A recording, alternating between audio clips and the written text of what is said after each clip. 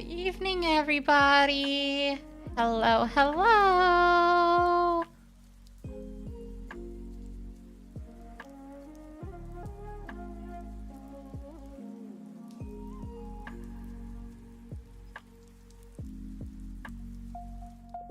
Alrighty. Hello, hello, hello, hello, everybody. I hope you've all had a wonderful day, a wonderful evening, and hopefully we can have a wonderful night as well. I'm going to kick everything off by playing a little bit of Genshin Impact. I'm going to do my dailies. I'm going to grind a little bit, try and make my Yoimiya a big beefy girl. And then from there, I suppose we'll do some reacts. Maybe some Jubilee, maybe some Button. I don't know. We'll figure it out as we go. Thanks for hanging out, everybody. So without further ado, I'm going to start Genshin up.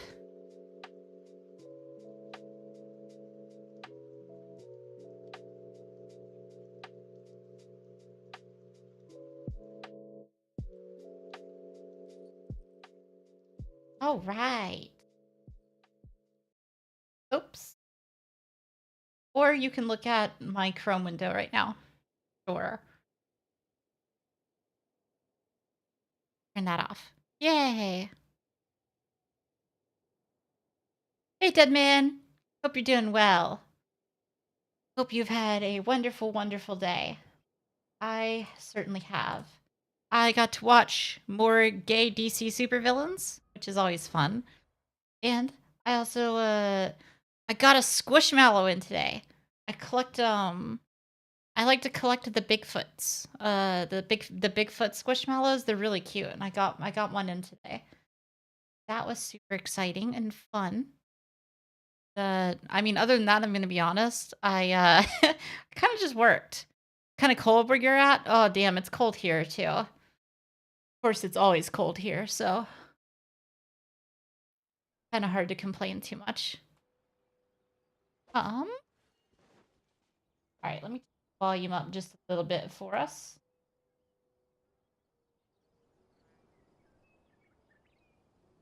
That should do it. Alrighty. Let's see. So I want to do my dailies, and then we're gonna go into grinding. I need to get the talent books for Yoimiya. Oh god, I should maybe do a little bit of exploration too, huh? Starting to get to the point where it's really bothering me now that I start the game up every couple of days. But yeah, anyway, my Yoimiya is a little... Well, she could be better. Let's just say that. So I wanna go ahead and get her talent books because not Yanfei. Yoimiya. Time to grind? Absolutely time to grind. So I gotta get these numbers up. I gotta pump these numbers up. So I think that the way that I do this is I do her normal attack first because she does so much damage with her normal attack.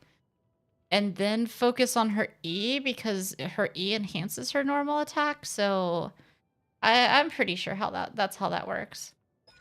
So I need these. What the fuck are these?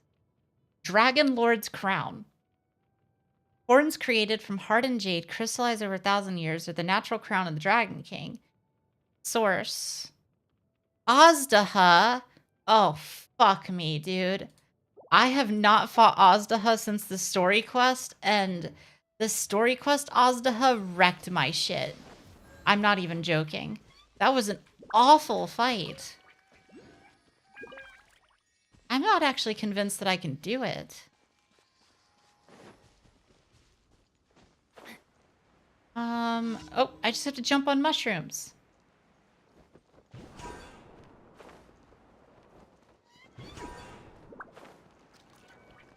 Ba-dum. Ba-dum. Ba-dum. We did it. Alright, well that was easy. Next commission, I suppose. Such a stupid commission. Yeah, kind of did feel like a bit of a waste of time. I think that's the second time that I've gotten that one too, so not a lot of confidence that there's that many commissions to do in Sumeru.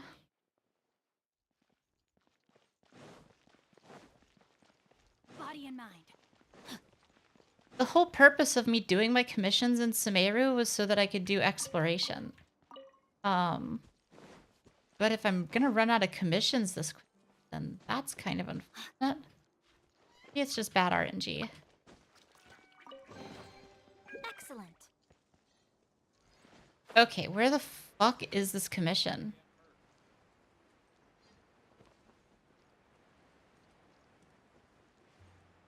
Down. It's still further down? Where is it? Do you think Genshin Impact has the equivalent of like OSHA safety inspectors?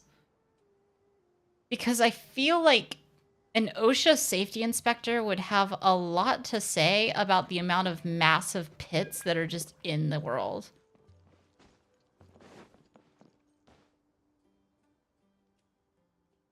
All right. Down I go, I guess. Where did the elevator go? There it is. Someone calls Sino.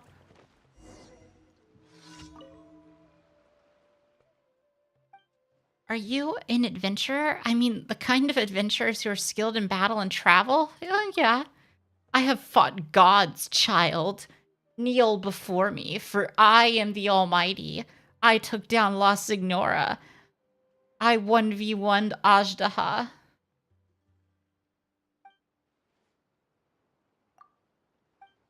Alright, what do you want, kid? Come on. Come on. Let's go. Let's go. Talk a lot.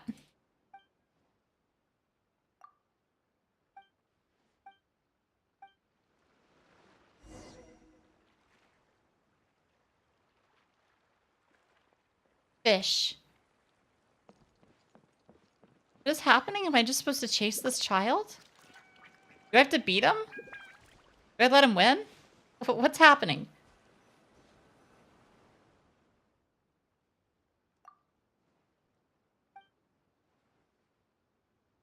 But even if we can run this fast, we can't outrun Hibachi. I just don't understand why.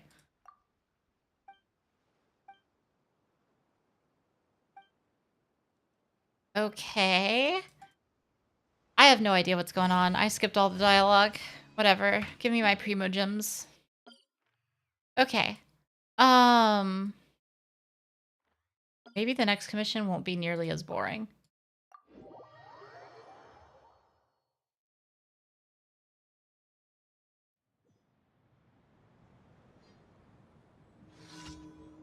Oh boy. All right. Reach the destination within the time limit. Oh fuck, it was up there. God damn it.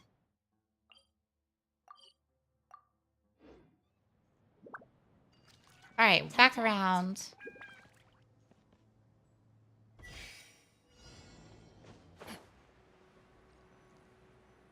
Oh, I have to touch it.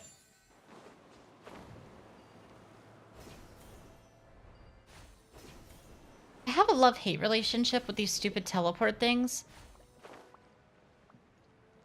I feel like I always miss them. Where are we going? Hello? Hello? Let me up! Hello?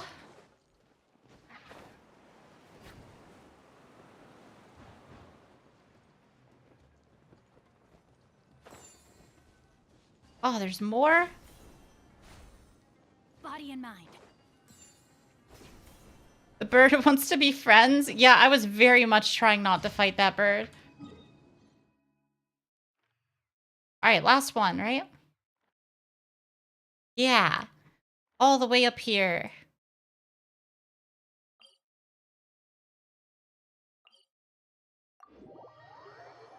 I very much need to fix my exploration rate. Maybe I'll have a an exploration stream soon where I literally just do exploration. Hey, what's that ridiculous look for? You look as if you're trying to decipher some strange text written on my forehead. Xingxi has gullible written on his forehead. That's what's going on there. Fucking nerd.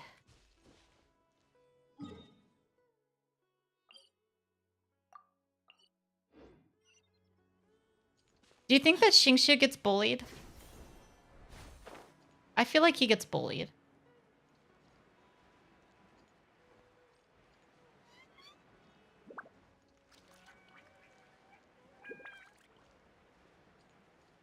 Oh, Hilly Charles. He bullies Chong Yun. Oh, he's the worst kind of nerd. He's like the... Oh, God. It's like the bullies in Spider-Man.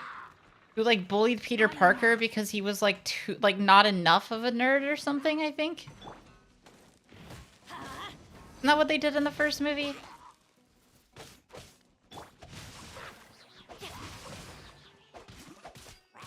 Witness the power of Gua.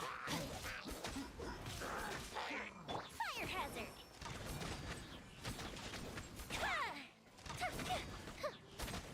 I usually, like, I have no idea what he says.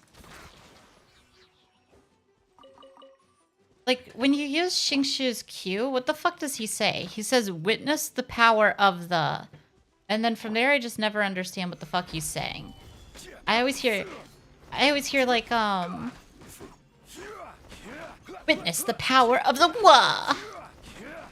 But I have no idea what he's saying. Go away, you stupid hilly churl. You hilly billy churl.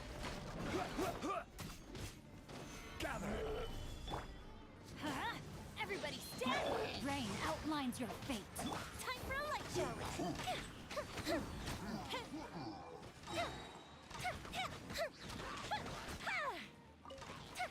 Alright, let's take out this tower. Wait, no, this tower. Shit.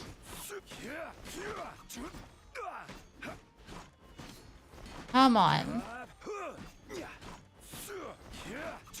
Don't worry, guys. Zhongli's got this. Oh, shit.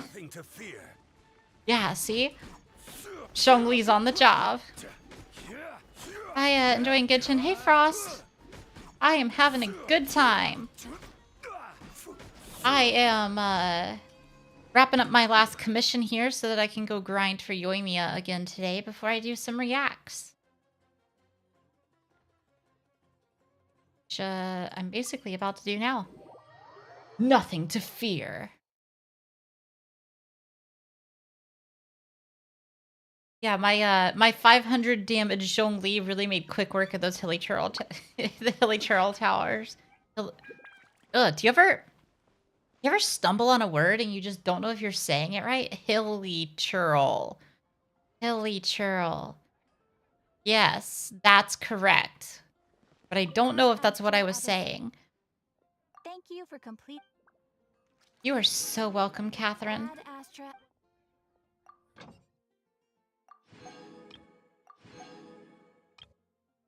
Ba, ba, ba, ba, ba, ba, da.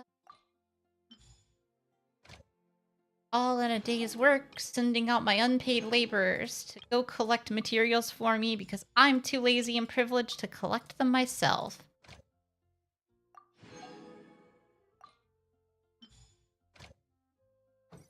And we did it. Okay. So I guess I have to fight Ajdaha? Capital is Jen? Oh, you know it. Alright, so I think I have to fight Ajdaha, which I really don't want to do, and I have... It's been... Oh god, it's probably been close to 2 years since I last did that fight. So, that'll be fun. Story quest? Do I have keys? Oh, I do have keys. She's the prettiest.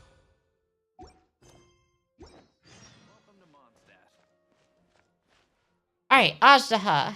I don't even know how to get into the fight. How do I do that?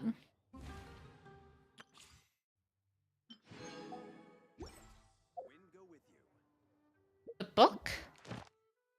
Enemies? Boss enemies. Nope. That's not right. In battle? Nope. You know, I kind of forgot about this book.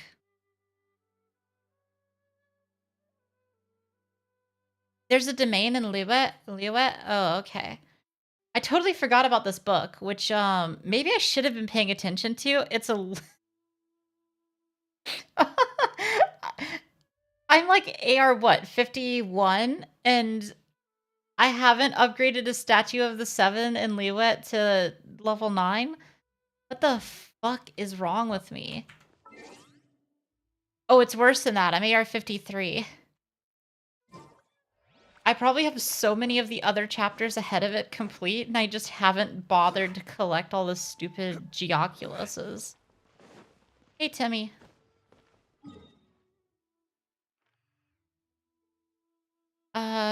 Okay, domain. Wasn't Ajdaha, like, in a mountain? Maybe, like, over here or something? That doesn't seem right. Where is he? Ajdaha. That's the salt bitch, right? No. Salt bitch is in Saltere, which is, like, all the way over here. Where's Ajdaha? He's to the west? The Geobishop. Not the chasm. Over here? This says Ajdaha. Fuck yeah. Found it.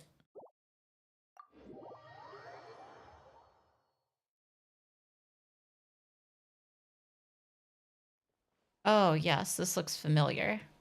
I, too, have an ethereal dildo.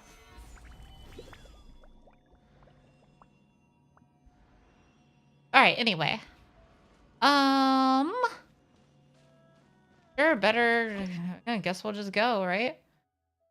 Alright. Oh, damn it, I didn't make... Oh, okay, hold on, I saw something. Treasure collection cost. It's half off.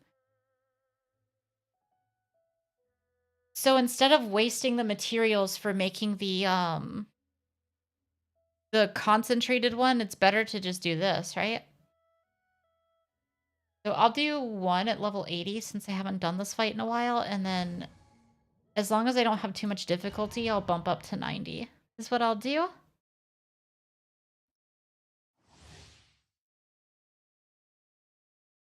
All right, let's go.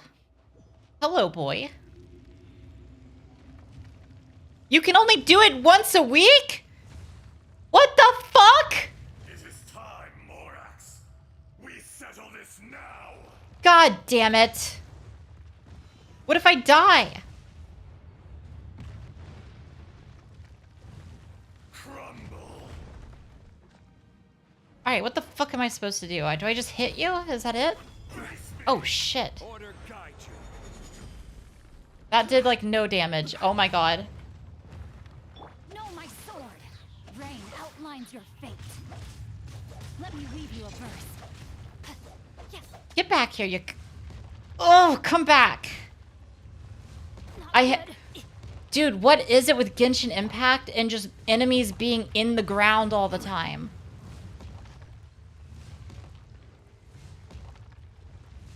This is... Every single region has been like this. Solidify. Oh my god. Detestable.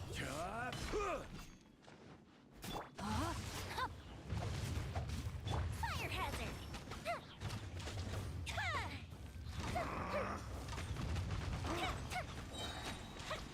Okay. Alright. Alright, focus. Crumble. Stabilize. I'm going in.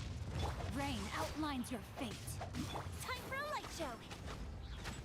Be crushed. Alright, this isn't too bad.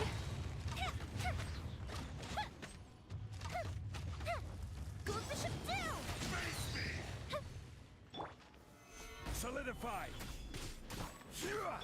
I remember this fight being a lot more intimidating. Adventure time. No, my sword. Oh, that's why. That's why I remember it being more intimidating. Oh, fuck. Today, you witness your reckoning. What are you doing? Hydro attack hits a character without a shield. That character will continuously take hydro damage. Ah, okay. Stabilize. Oh my god. You need a therapist. Rain outlines your fate. Know my sword. Yeah. Witness the power of Gugwa. The fuse is lit.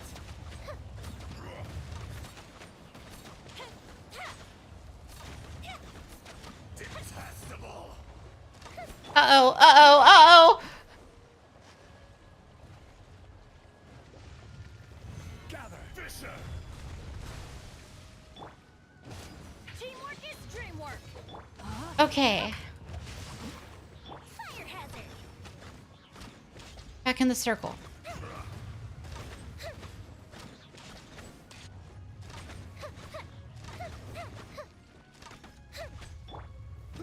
Solidify. This is order. Alright, I am not doing... Let's light it up. This isn't too bad. I'm not doing too bad. No, Hi, Ursel. ring cutter. Dust. Fuse is lit. A fist of the prince.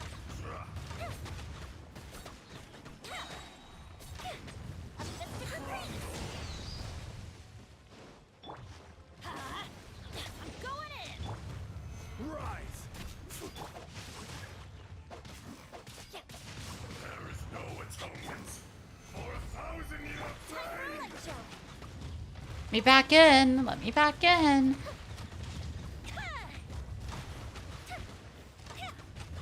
You stand upon your Oh, are we doing Electro now? Okay.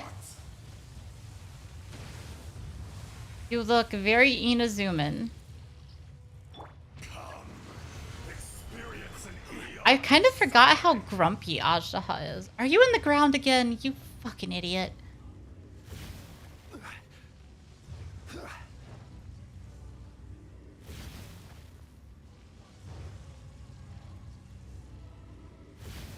Stabilize.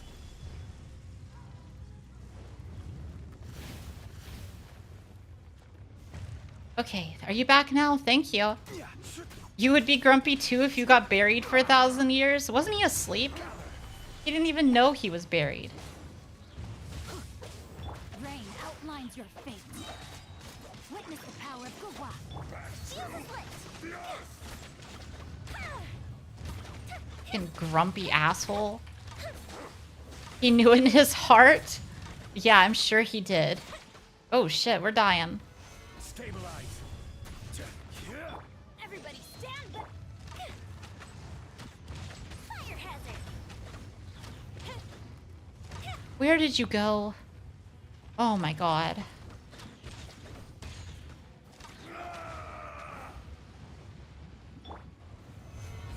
Cry more, dude.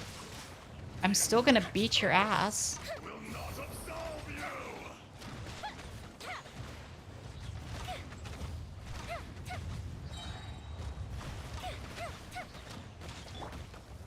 Solidify. Face me. I will have order.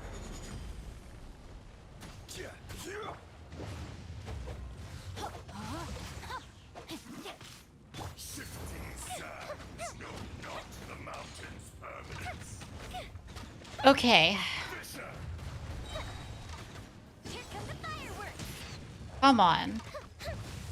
No, my sword. We're almost through. We're almost through. Just lie down and take it. Stabilize. Back to the earth. Let's light it up. Yeah. Why do they never miss? Shit. Teamwork is dreamwork. Gather.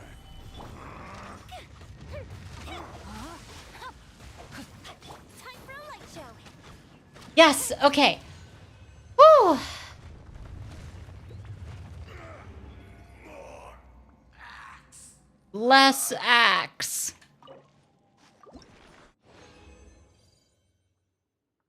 I did it. I got the thing I needed. Was this luck-based, or was I guaranteed to get that? Hi, Shleem. Hope you're doing well.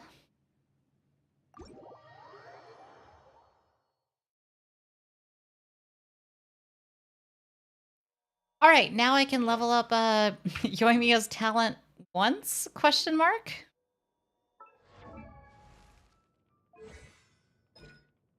Level up. Fuck yeah. I can feel the power coursing through her veins already. It's RNG? Oh, I got lucky. Fuck yeah. And they say luck is dead. Oh my gosh, why do you need so much, I can literally only play that once a week? Are you serious?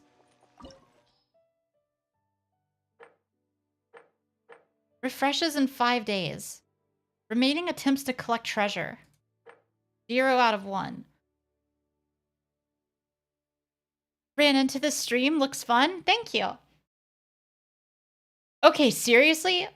I can only do this, I can literally only do this once a week? Oh, that sucks! I guess I'll use the rest of my resin for the scrolls that I need.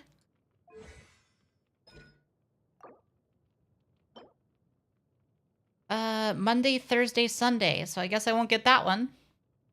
Dropped by level 60 plus Samaturals? Oh, fuck me.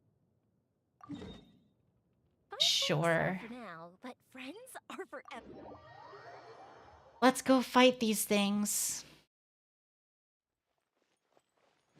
I apparently don't have anything better to do. Well, Thursday.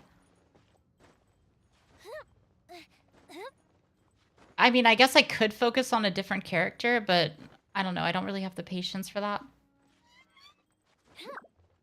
One character at a time. That is all I've got. Alright, I chose the shittiest teleport ever for this.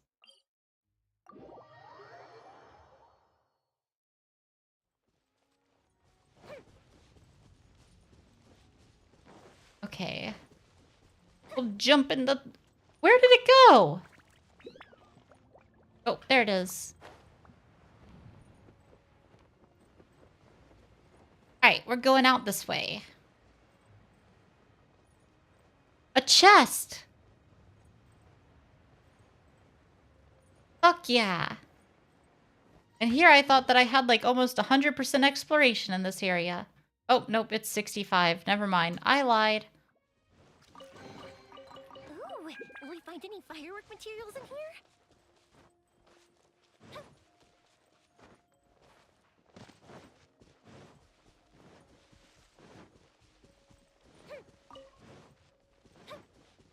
Oh, hello. Rain outlines your fire hazard.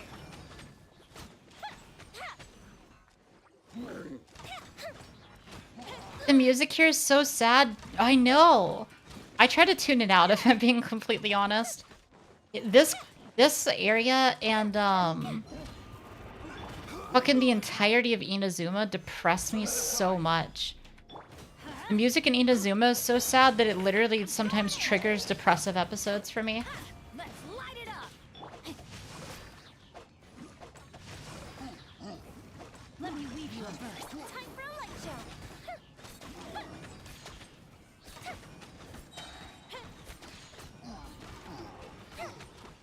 Oh, you have a big sword. Or I guess it's an axe.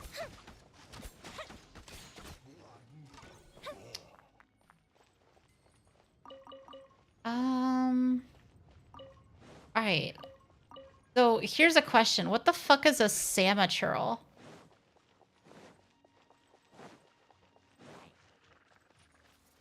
Oh, it's the little magician guy. Fuse is lit. Teamwork is dreamwork. Be unsad, have ice cream. It's alright. I mean, literally, I did have to stop playing Genshin for almost a year because Inazuma was just, like, making me very upset. And most of it was because of the fucking music.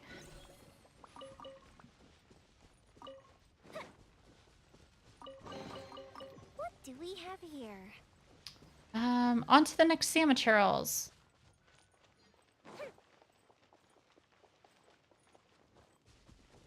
Man, do you guys remember that one time that we saw our sibling here, but we didn't actually see them? And then our sibling told us to fuck off later? Good memories.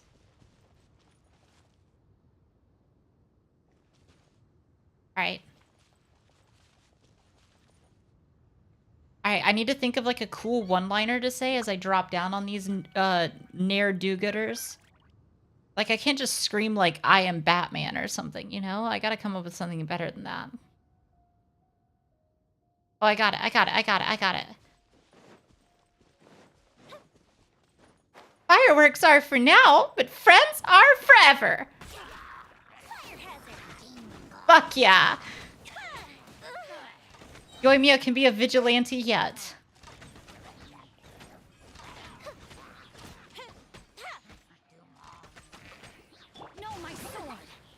No damage? Hey, fuck you. Don't talk shit to Yoimiya.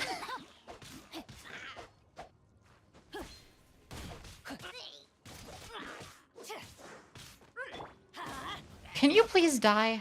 Thank you.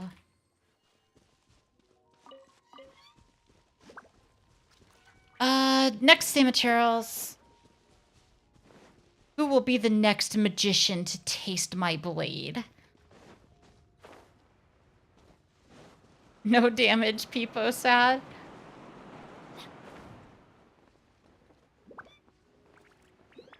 Dude, I'm finding so many chests. Like I don't even play this game. I don't play this game. Cha. Rain outlines your fate. God damn it. Leave it to Xingshu to get frozen in like the twinkiest way possible. Did you see that shit? He was balanced up on like the edge of his blade. Like an ice skater. Oh, fizzled out. Stabilize. This is order. I cannot believe that Yoimiya just died to that.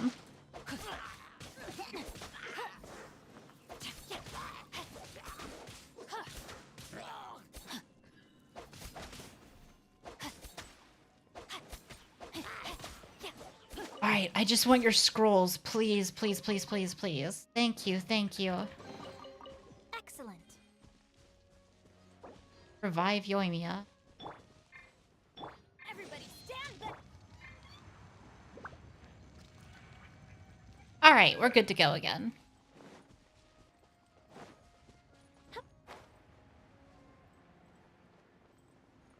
Ba-ba-da-ba. Shit. Oh, there they are over here. The grind in Genshin has to be like one of the most unsatisfying things that I have done in a video game. Like, there's something about just running from camp to camp, killing the same enemies over and over and over again that surprisingly isn't quite doing it for me. Gonna be real. I know this is a very surprising sentiment for me to have.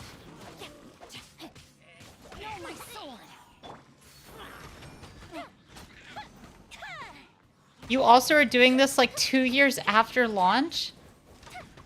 Look, listen here, alright?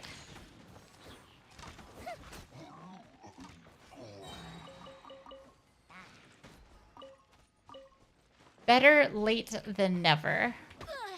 Oh, fuck you, Yoimiya. Just a little thorn. You can take it.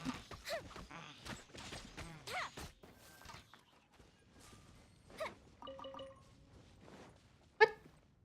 Oh, you thought you could hide, huh? I will have order. Still alive? Stabilize. Taste the might of Zhongli's schlong, bitch. Certainly worth the extra mile. What? Wait, there's more right here? Up. Oh my god, they're up there.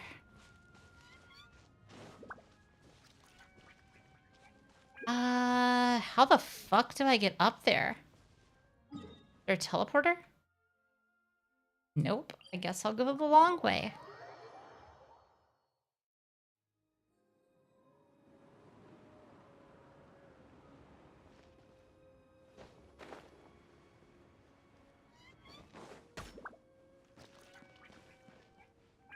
I kind of forgot there's like a magical, mystical fucking Barbie. What was the movie? Barbie's Rapunzel? In Barbie's Rapunzel, there's like this magical fucking wall. That's what always reminds me of here.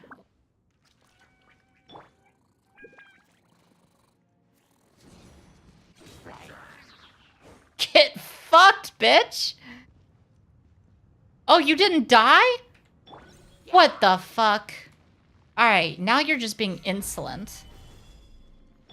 Teamwork is dreamwork. Let me read you a verse.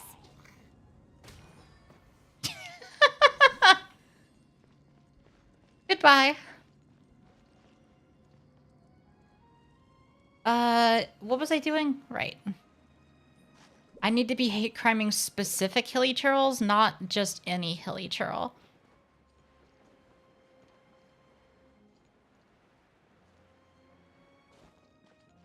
Oh my god, I have to... The sad music is gonna make me, like, really upset. Please, stop.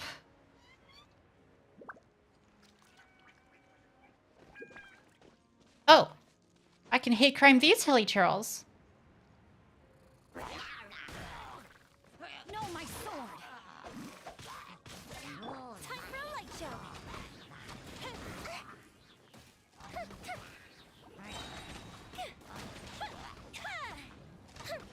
Goes the ship down.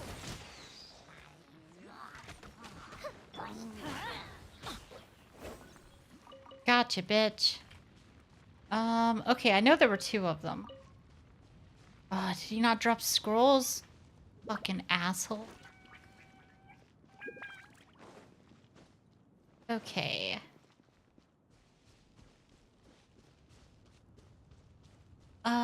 Shit. How the fuck do I get back up there after coming down here? Oh, I can climb the wall.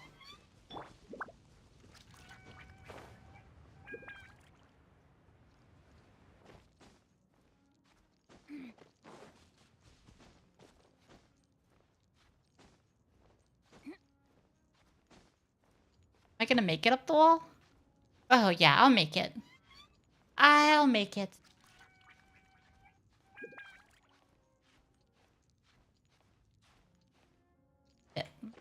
What the fuck? Alright, whatever. All's well that ends well. The Fatui? What are the Fatui doing here? Fuck those guys. Time to act. Body and mind.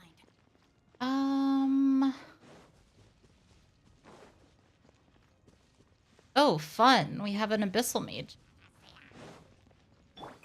Careless gather. Zhongli, I don't think you really understood the assignment there, but you know what? That's alright. You tried your best. And that's all that matters. Rain outlines your fate. I forgot they were named Fatui, and I thought you were just imitating a sneeze. Yes, this is how I sneeze now. Tui! Tui! This is order. Everybody stand back.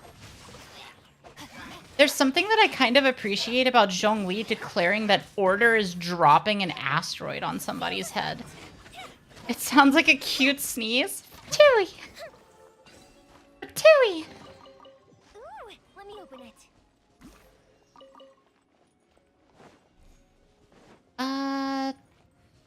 Oh my god, how many of these do I have and how many more do I need? have 6. How many more do I need? 600.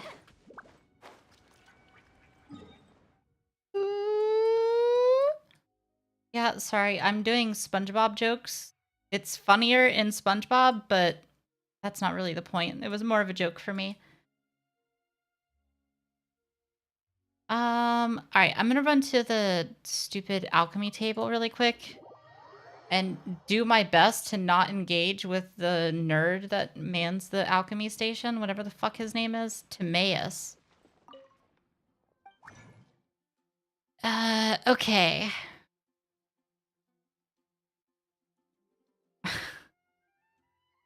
I love Jen SpongeBob from SpongeBob SquarePants.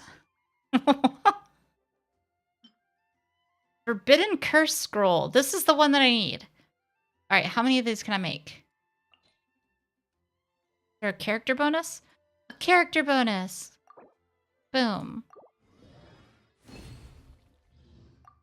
Well, the character bonus did nothing for me, and that's all right. Oh, fuck yeah. Maybe we'll use half of these.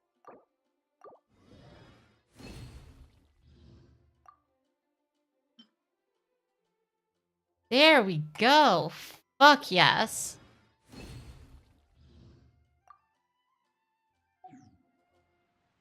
All right, now we're in good hands.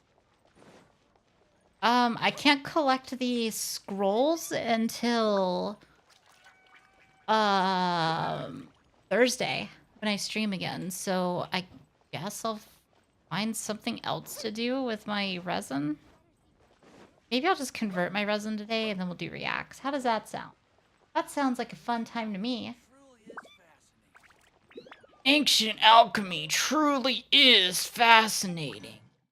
My name's Timaeus.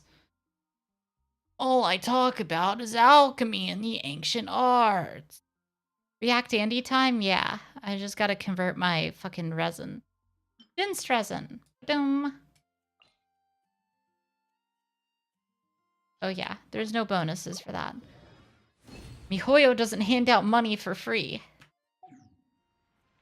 Or else they'd go bankrupt. Ha ha ha ha.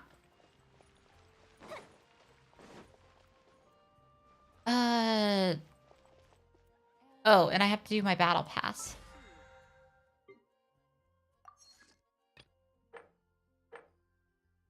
Cool, we did it. Funny joke, smile. I have achievements. A wonder of the world.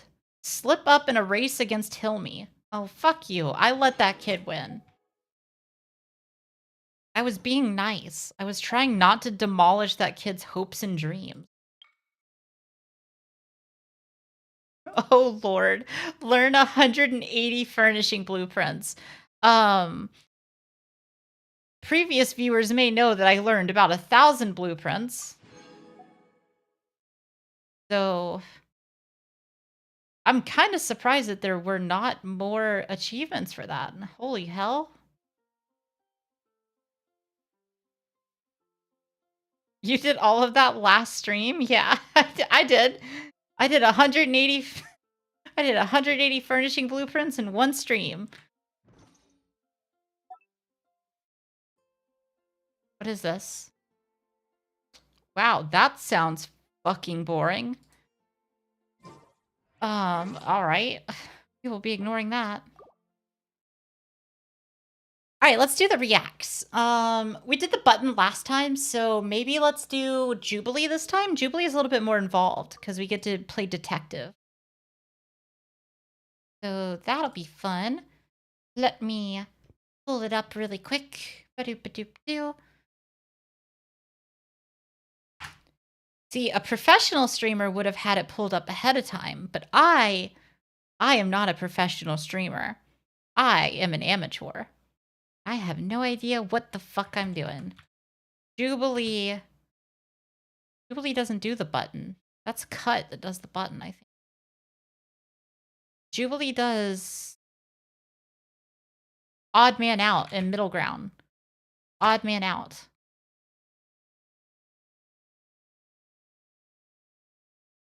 right. There we go.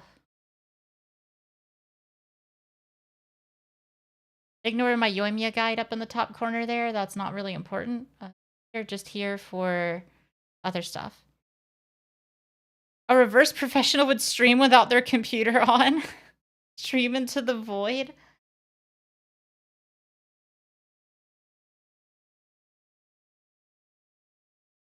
I'm taking a drink for comedic effect. I thought Jubilees were candy? I have no idea what the fuck the Jubilee candy is, but I'm intrigued.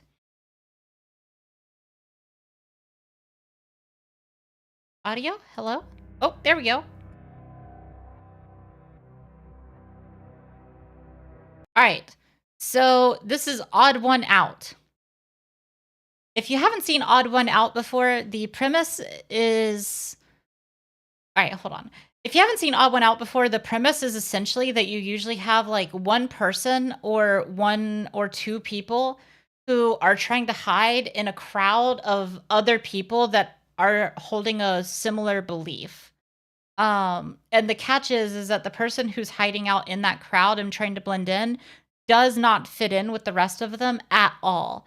And so if they make it all the way to the end, they win all the money. And oh my god, I lost my train of thought. My brain is mush today. Holy fuck, dude. If they make it to the end, they win all the money. If they get voted out, then whoever's left that didn't get voted out, they split all of the money that's up for grabs. So it's usually pretty fun.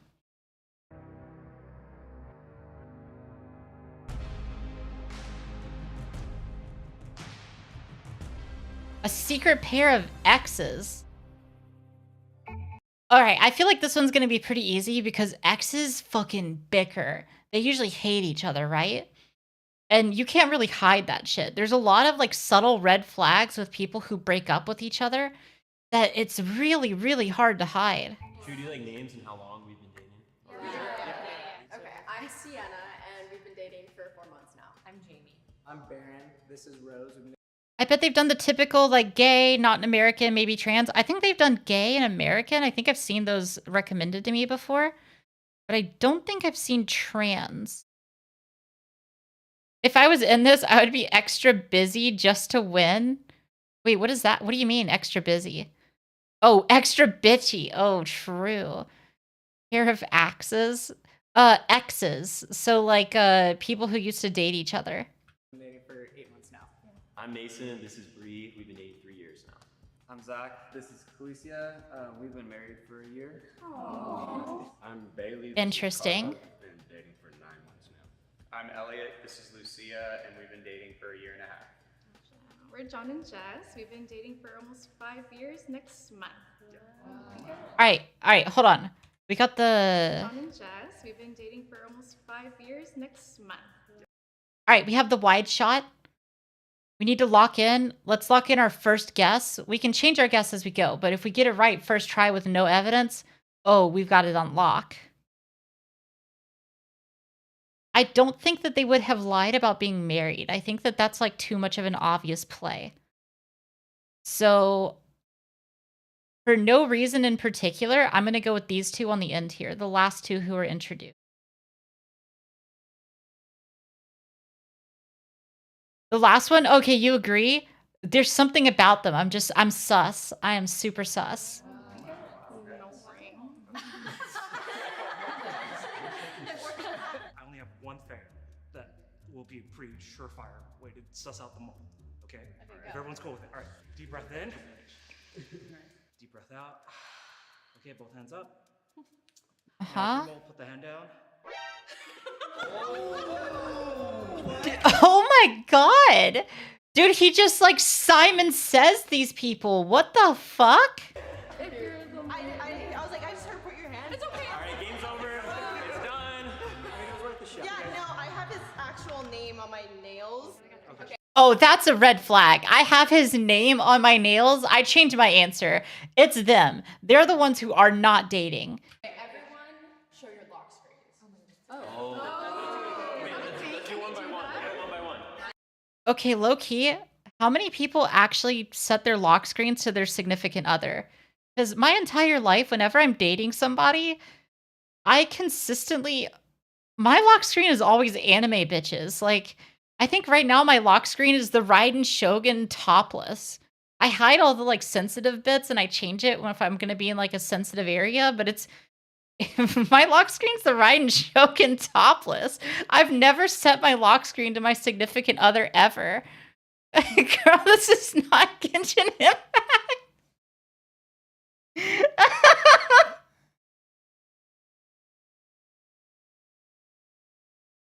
um. Hey, Howie. Okay, hold on. They're showing the lock screens in the bottom corner here, so I'm gonna turn my camera off so you guys can. Okay, so they're right there. From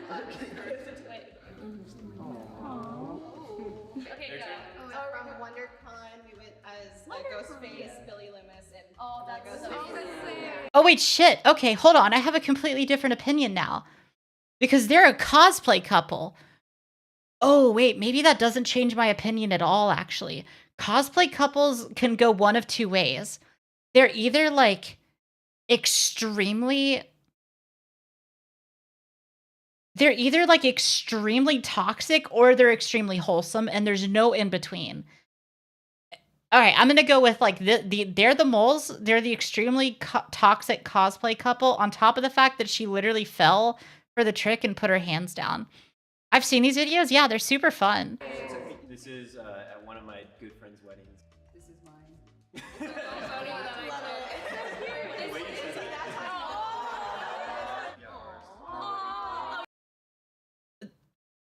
Okay, dude.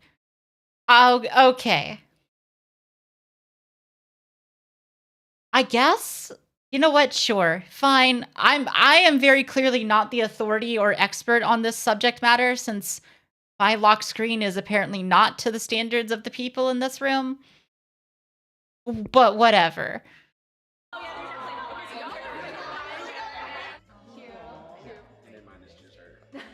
Why are all these lock screens in like 240p? Oh, because they cropped in and zoomed in on the stupid screen and they screenshotted it off of the video and then just blew it up right here. I thought they were showing like extra details. Marriage photos as lock screens? Yeah, like it's kind of suspicious, right? It's kind of weird. But also like what the fuck do I know? Get a partner that has matching anime backgrounds with you? Yeah. Was the first time we went out together and I took this really cool picture of her. This is him at the beach. Cute. Just That's super cute, like that. So we have a little girl. That picture looked fake. Cute. This picture looks fake, right? This is fake. That is a fake fucking picture. Just super cute, like that. It looks photoshopped. Why? This is totally photoshopped unless they took it on a mountain. Look at the perspective on it. Like, if he's standing at the edge of a beach. No, he's like in the water. He would have to be like knees deep in the water. And she would have had to take the picture from like above. Right? Maybe it's a pier? Oh, maybe it is a pier or a cruise ship.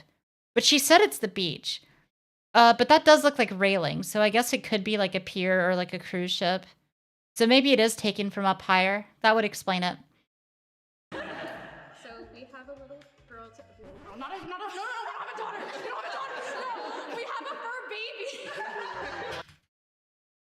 That is suspicious. That is suspicious. Why did she react so strongly? Is Bentley. She's a Cellini. Hey, I recognize that. I used to have one of these tags for my dogs. Well, it could be above the beach. Yeah, like a pier that runs out into the water and then they're like hanging above the beach. That is a reasonable answer. Okay, I think they're done with the lock screen. So I can come back now. Why not say dog? Because they're cringe. They're millennials or zoomers or like zillennials. And if you're a zillennial or older, you have to say fur baby for some fucking reason. I'm guilty of it too. Dog dollar noted. Don't make fun of me. Look, Nobody was supposed to notice that I flubbed, okay?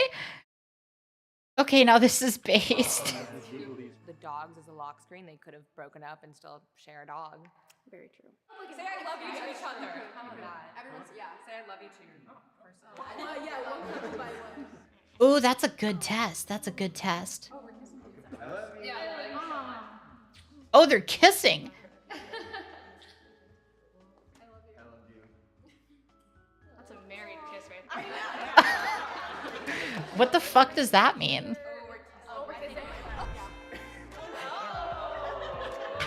They are totally the moles, dude. They're overcompensating. They're just horny cosplayers that broke up because they had a toxic relationship, but they still have a working relationship and they're friends because they all have this. They have the exact same friend group and they go to cons regularly and they have to deal with each other so that they can still afford cheap hotel rooms. Guaranteed. They're the ones. They're the ones. Well, I just wanted to point out, like, you guys said, like, I love you, like, super, super quiet. That's okay. I mean, that's like how we love it. Contestants will now vote for who they think are the exes. Okay. I think it's the cosplay couple. We were all saying "I love you," and they were just like "I love you." And it Yeah. just felt like. So I don't know, just their energy. They're the only ones at the start to like point us Oh, out. and then when we did that little thing, what was it, like the breathing technique, and they put their hand down? That was like the first thing. The raise your hands thing. I just immediately latched onto that. There's actually a tie. Rose and Baron. Oh, interesting. Okay. I will give you guys each 60 seconds to try to save yourselves. I don't want to, like, tug on, like, heartstrings or anything like that, but, like, he's been my rock through, like, some of the toughest times. I feel like neck tattoos are always very touch and go. That is a very interesting neck tattoo. I actually kind of like it. This is my life right now. Sorry. I've been, like, in and out of the hospital, and he's been there by my side. He's my everything. You.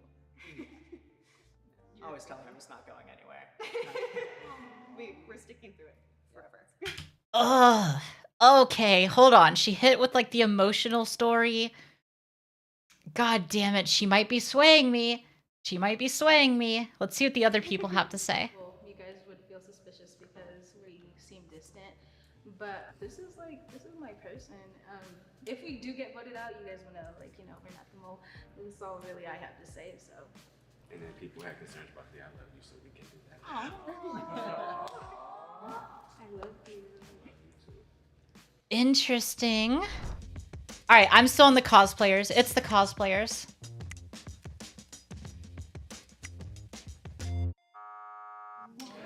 Get out of here. Being the first couple out isn't exactly fun. Yeah, it has to be me lowering my hand. I mean, yeah, you really fucked up there. So I know we all kind of showed that we were comfortable saying "I love you" to each other. So can we say like when we knew we fell in love with each other? We both got put together in this like really random circumstance on like a little bit of a reality. I love the way that they like assess how long that they've been in relationships and how solid the relationship is. Because I feel like my most solid relationships, I can talk to my partner in like the most demeaning way possible because it's a joke. And we both talk to each other like that. They just be like, "I love you, you fucking bitch." But because that's like the energy of the relationship and you have that mutual respect, like it's shocking from the outside and everybody's like, "What the fuck?" But like actually it's just like how it goes because I don't know why. That's just my style of like humor and affection, I guess. Does she have a Pepsi hat? I don't think it says Pepsi on it. Kinky? What the fuck? How is that kinky? On the show, and that's about like all we can say. We've been hooking up for a while. She just was like, I was trying to be single. But this one changed my mind. I saw her kind of like pet her on the back, you know. I thought that was like a really friendly thing to do. We were That was a friendly thing to do, to pet your partner on the back. What? Who doesn't touch their significant other's back? Isn't that like the most common way to show like, what? Is this a straight person thing that I just don't understand? It's been a while since I've been in a straight relationship, but like, of course I'm gonna touch my partner's back, especially like the lower back, the small of the back. That's like an entire sensual experience. We're also like kind of just getting the vibe that they were more so like friends with benefits sort of thing. So, What the fuck? Hold on, roll that back. you know, I thought that was like a really friendly thing to do. We were also like kind of just getting the vibe that they were more so like friends with benefits sort of thing. So The one gay couple in the room, and this guy's like, yeah, they're probably fucking for fun, but they're not dating. Come on, guy. we were around 15, 16 when we started dating. He said I love you first. I can't remember the exact moment, but I feel like we've just grown together and we've been through so many like events. Yeah. We met in college. We were kind of like friends of friends at first. There was one time she made like a picnic and she took me to like this big field. I planned that date because I was like, he hasn't told me he loves me, but I'm going to tell him I love him. So I literally planned, because I'm like, I don't care. So I planned this whole date, and then he says it first, and I was like, you stole my moment because I set this up. The first time we said I love you was when we were at your cousin's house. Yeah, I was scared. I said distracted. She just looked at me and she was just. This isn't a very good question. Just frozen. Dang, of course they picked the gay couple. That's what I'm saying. I feel like this isn't like a very good prompt right here because I think everybody can talk fondly about like the first time that they told their partner they love them, regardless of how that relationship went, just because like that memory is going to be guaranteed to be wrapped in so much like positivity and nervousness that it just makes like for a fun, jovial story to look back on nostalgically. Like you're not really going to get anything out of people. I ended up saying it, and I meant it. I had to take care of this girl, and she was like going to Knott's Berry Farm to meet her online friends, and I had to take her. But he was insistent that he came with me. I was like, no, you're gonna hate it. But he was like, please, let me just at least keep you company. All of the rides that we tried to go on were completely shut down. We were sweating. It was the worst. I would do it all over again for you. Yeah. The focus of their story wasn't really about like being in love. Like Yeah, I mean, it was the most matter-of-fact story, but I think that that makes it more likely that they've just been in a relationship for a really long time, in my opinion. Like, they've been together for so long that that memory doesn't hold as much weight as it used to. Like, it just doesn't seem as important, so they're just telling the story. Like, oh yeah, this is just a fact about my life. Saying I love you at a family function. Yeah, that is like a... it really seemed like their day at an amusement park. Like they kind of got lost in a tangent. I think I've been falling deeper and deeper in love in different moments in time. I don't think it's just one time. I think it's like a degree. The fuck does that mean? I'm so sorry, John. She's just patient with me, that's it. Maybe they did get something. I'm kind of suspicious of the first people I chose. It made sense to me. Your vote's still in the cosplay couple? Me too. I think they're the ones for sure. Goodbye. They got rid of the lesbians. This is fucking homophobic. That was homophobic. You can't convince me that that wasn't homophobic. Like we're gay, maybe our friendship overtakes our dynamic with each other. Thank you. The lesbians understand. Why the fuck would you date somebody that you're not friends with? Why would you marry somebody that you're not friends with? I want to have a fucking good time. I don't want to be fucking miserable. The lesbians get it. Of course they do, because I'm a fucking lesbian. Like maybe that's where a lot of our chemistry is. Because I feel like a lot of like two girl exes like end up staying friends sometimes. Exactly. Raise your hand if you want to keep playing, okay? 1, 2, 3.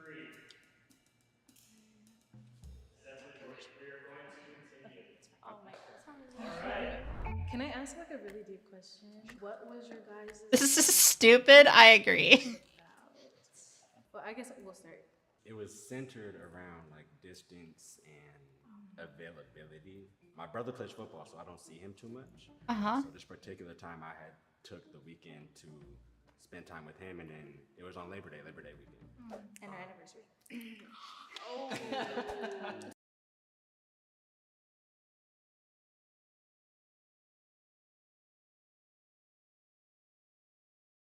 That's kind of suspicious.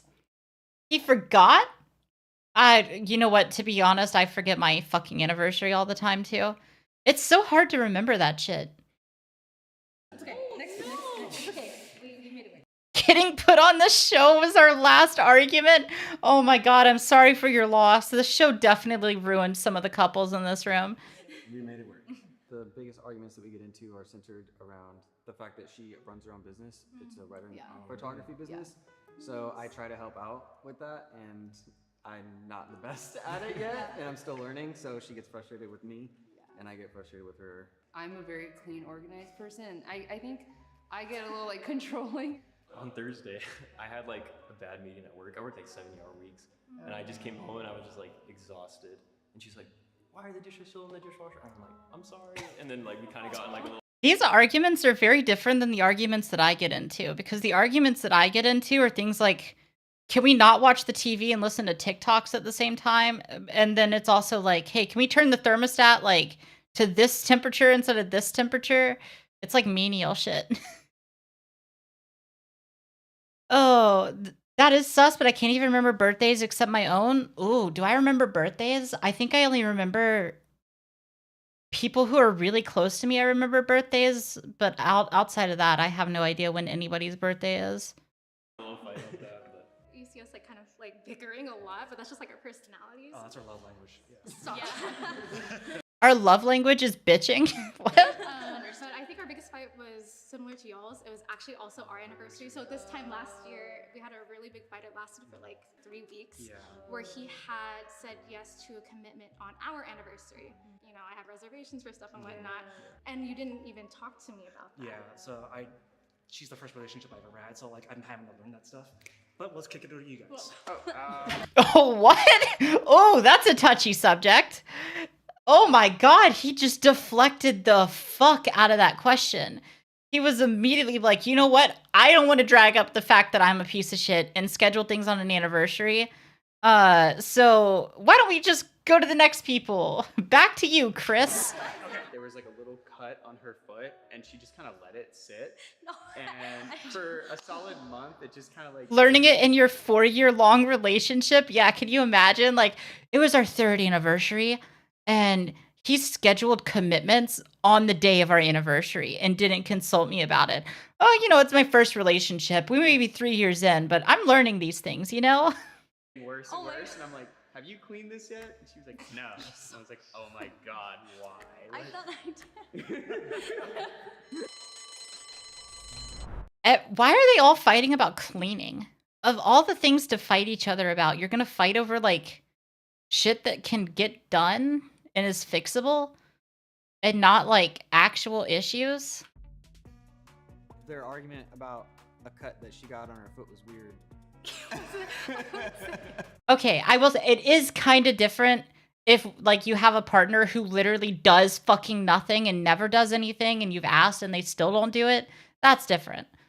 But I feel like there's a distinct difference between fighting over that and fighting over like, hey, you didn't do the dishes tonight, you fucking bitch. It's like, Jesus Christ, let's dial it back 3 notches and have a discussion about this, please. The only one talking and leading the discussion the second the timing started was Mason. I called it. I called it. She said Capricorn. The freaking argument question. I think was the so argument stupid. question was amazing. I just want to make sure you have all 10 toes. You know? my God. So on 3, raise your hand if you want to keep playing. 1, 2, 3. Oh, only one guy wants to keep playing, huh? All right, and we'll end it right there. All right, I think it was the cosplay couple. You guys voted the mole out. If the box turns red, you guys lose, and the moles win. I think they voted him out. They voted him out. It was the cosplay couple. 3, 2, 1. Is it you guys? Is it you guys? All right, who is it? Is it the first people that we chose? 1, 2, 3. No way. They did. They're pro players. I never suspected them for a second. Oh my fucking god, I never suspected them for a second. Are you serious? That was definitely the last person I thought. They did good. I feel fooled. Top 5 anime betrayals! Like, shoo! Like, I don't think I even want to eat lunch with them right now. I'm kind of shook. Like, We broke up in March, so it's been 6 months. We both have like different goals for like what we wanted to do, and it just didn't quite work out. I feel very grateful. Like, it was Oh, so they weren't even a toxic couple. Like, they still like each other. They just have different things going on. Okay. I mean, that makes sense why nobody suspected them then, because they kind of broke up. It sounds like they broke up a little begrudgingly, because they just had other shit going on in their lives, which it happens.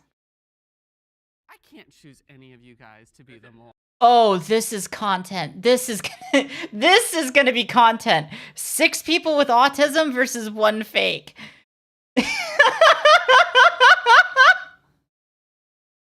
Oh my god.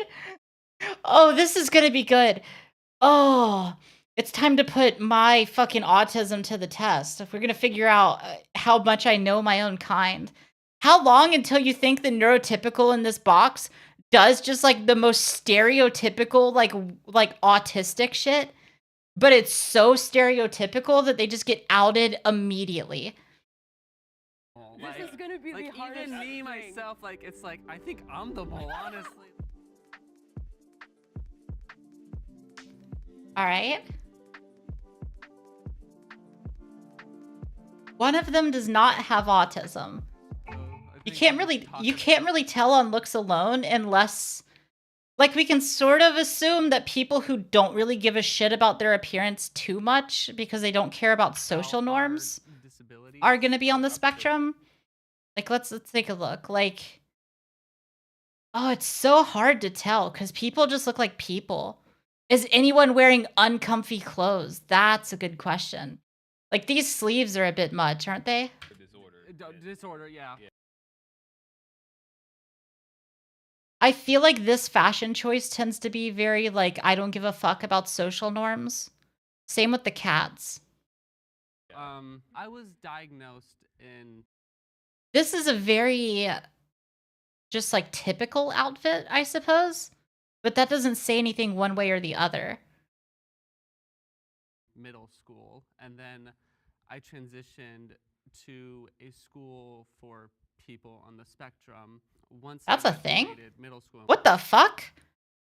There's schools for people on the spectrum? Because that's where the fuck I needed to be. God damn it. Went to that school, I kind of really enjoyed where I was at and everything. This is really hard because there's like so many eyes on me already. It's just taken a while to accept that I have a disorder. There's people who I've met myself who say you have autism, and my family would be like, did you tell him you have did you tell him you have a disability? No, I don't think I need to, but reality really does help to know that I do have autism. They first suspected me of being autistic when I was 5, but they hesitated to diagnose me because I was too intelligent. I mean, that's a compliment right there, being too intelligent. That's sus. That is a sus thing to say, supposed person with autism, because you would know as a person with autism that that is not a compliment. I feel like in some ways it's a little bit of an insult. There we go. Right there. I was diagnosed at the age of 2. I don't see it as a disorder or a disability because I don't see my autism as something that's negatively affected my life because like I like who I am, I like the way I think, and I don't want to change a single thing about myself. Honestly, like being here is like we have to. Oh, go ahead, Amanda. Sorry, I've spoken so. I personally. The way that he cut in, to be honest, could go either way, but I think that that was a very neurotypical thing to do.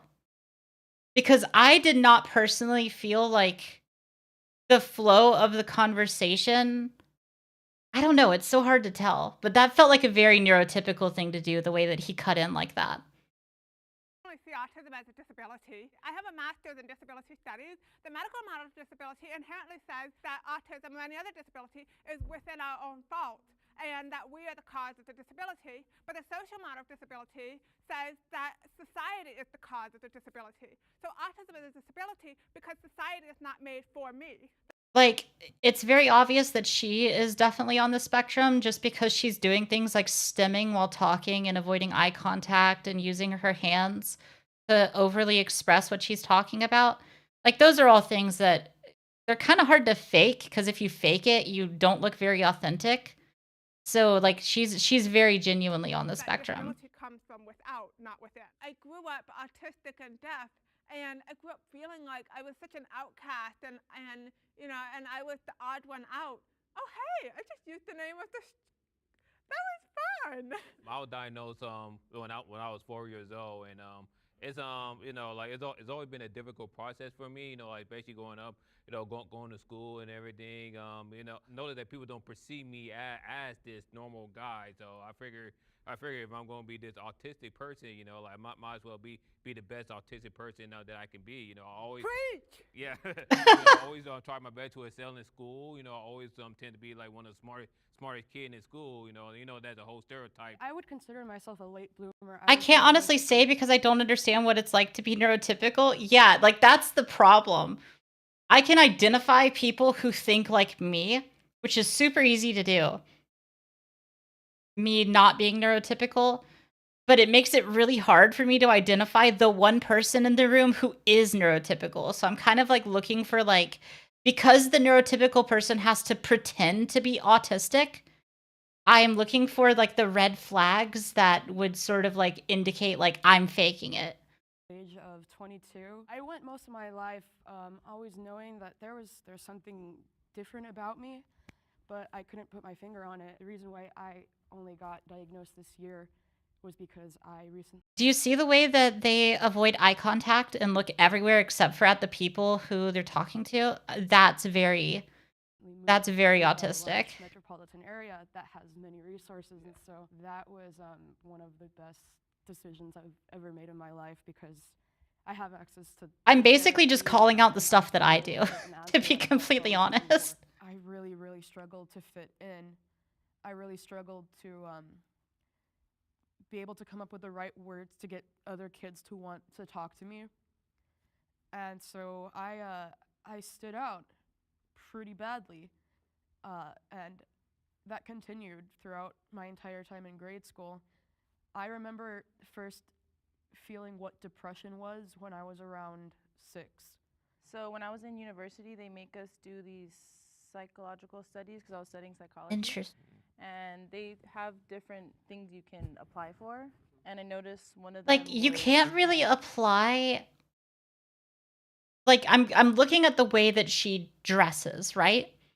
And I'm getting the vibe that like I want to say like, oh, this is not like a very autistic way to dress, but like what does that actually mean? Because she's comfortable. Got glasses on and shit, like, but it doesn't really matter past that. Like we all have different tastes and interests, so it's hard to judge past that. They were studying autism in women, specifically like people who are older.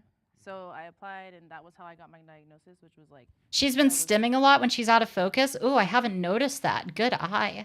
21 then. My wife and like one of my friends are actually the only people that know I've been diagnosed. So. Oh, she's a lesbian. Okay, yeah, never mind. Just being gay makes you more likely to be autistic, apparently. I learned this the other day. And also that explains the fashion immediately. All right, so we're back on the same page.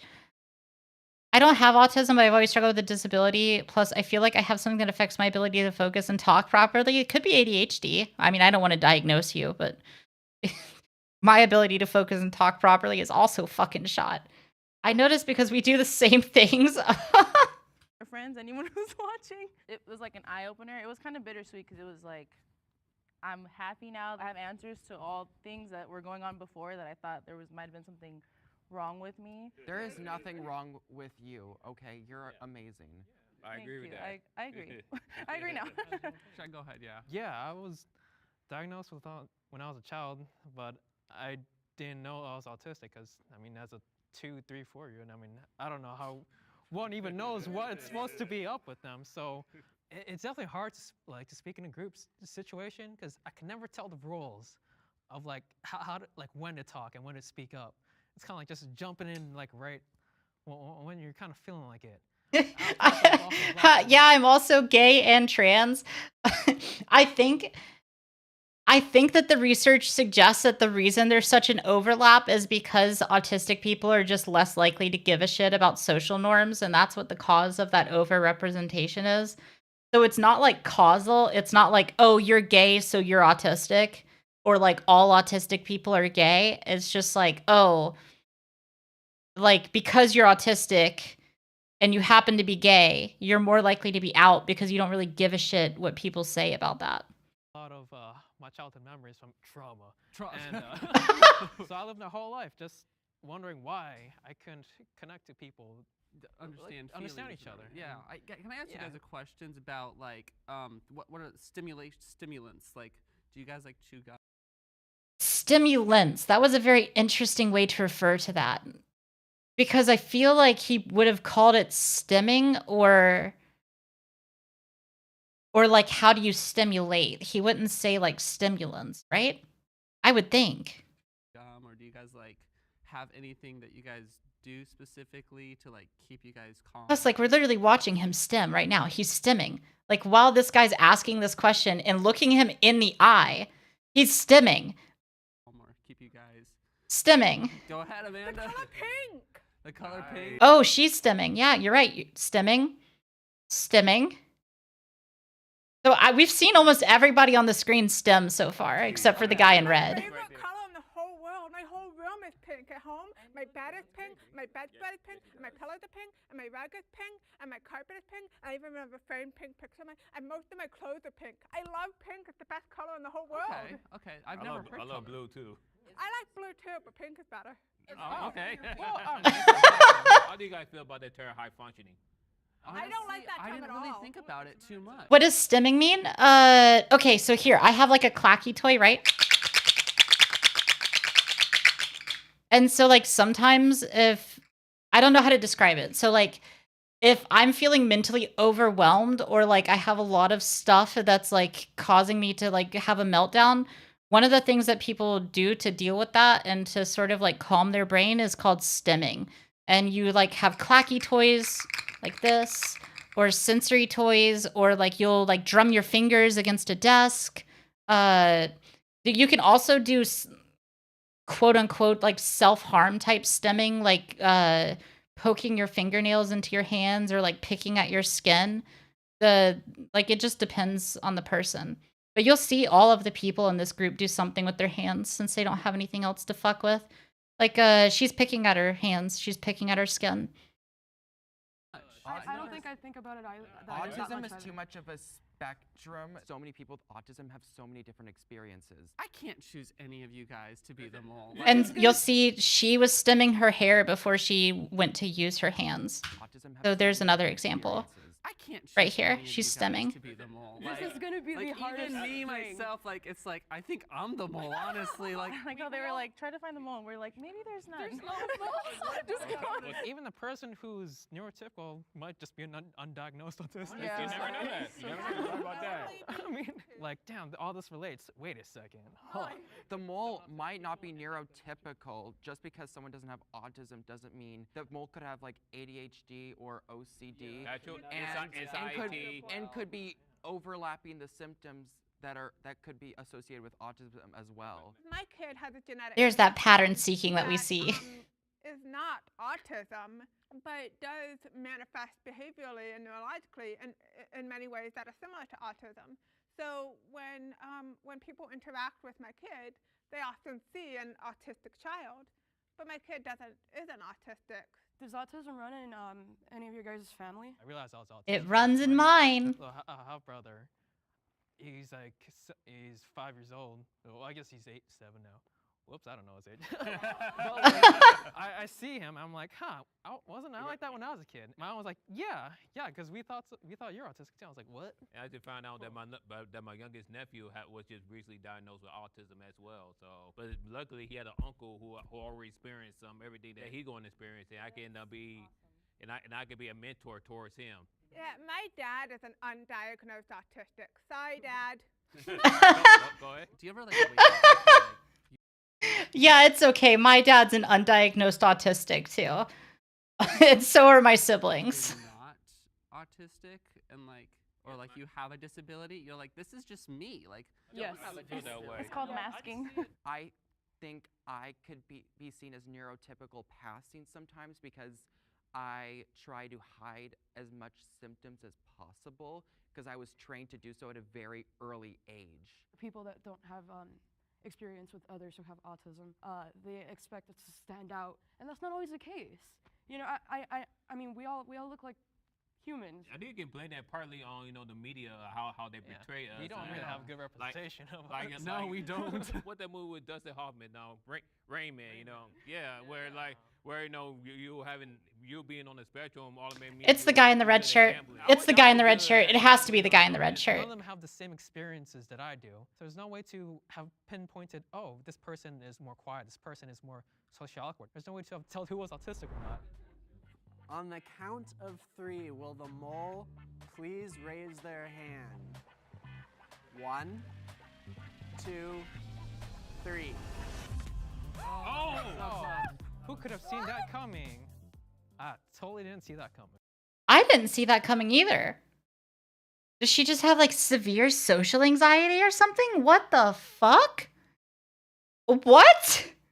I was shook. I was like, no, it cannot be her. It can't be her. I never would have guessed. I actually didn't lie about anything. I just flipped out autism with FASD, and it stands for fetal alcohol spectrum disorder. I was exposed to alcohol when I was inside my mom in the womb for the first 5 months, and you can kind of think of FASD as a spectrum Interesting. just like, ASD. Even though she might not have been autistic, there are a lot of overlaps between autism and many other neurological disabilities. FASD is never talked about. I've never met a single person who shares that diagnosis with me. What differences do you see between people with autism? Interesting. I actually see a ton of similarities. And I wouldn't want to, discredit anybody else's experience, but autism does run in my family very heavily. My dad had. Isn't there like an extremely high likelihood that if your parents have autism, you also have autism, like locked in? So how much of a chance is it that she also is undiagnosed autistic? Has autism. I have a sister that has autism, and I have quite a few cousins who have autism. And I also have quite a few friends who have autism. Damn, we're not your first. The autism community accepts you. I love you guys. Getting a diagnosis can be a whirlwind of emotions. As long as you stay true to yourself. All right, we're going to skip the happy talk. I'm a singer. I'm a singer. I'm a singer. I'm a singer. I'm a singer. 6 professional singers versus 1 fake. All right, I'm on to them at this point because they have been fucking with us for the last 2 rounds. The fake is always somebody. It's always somebody who's like, oh yeah, I'm not a professional singer, but I went to college for music and I took vocal lessons for 6.5 years. I just don't make any money off of it, so technically I'm an amateur. It's like, all right, fuck you, bitch. That's what they keep doing in all of these, so that's what they're probably going to do in this one, too. It can skip generations, but yeah, generally if it runs in your family, you're pretty likely to have it, but that's the case with most genetically inherited things. I'm a singer. Yeah, that makes sense.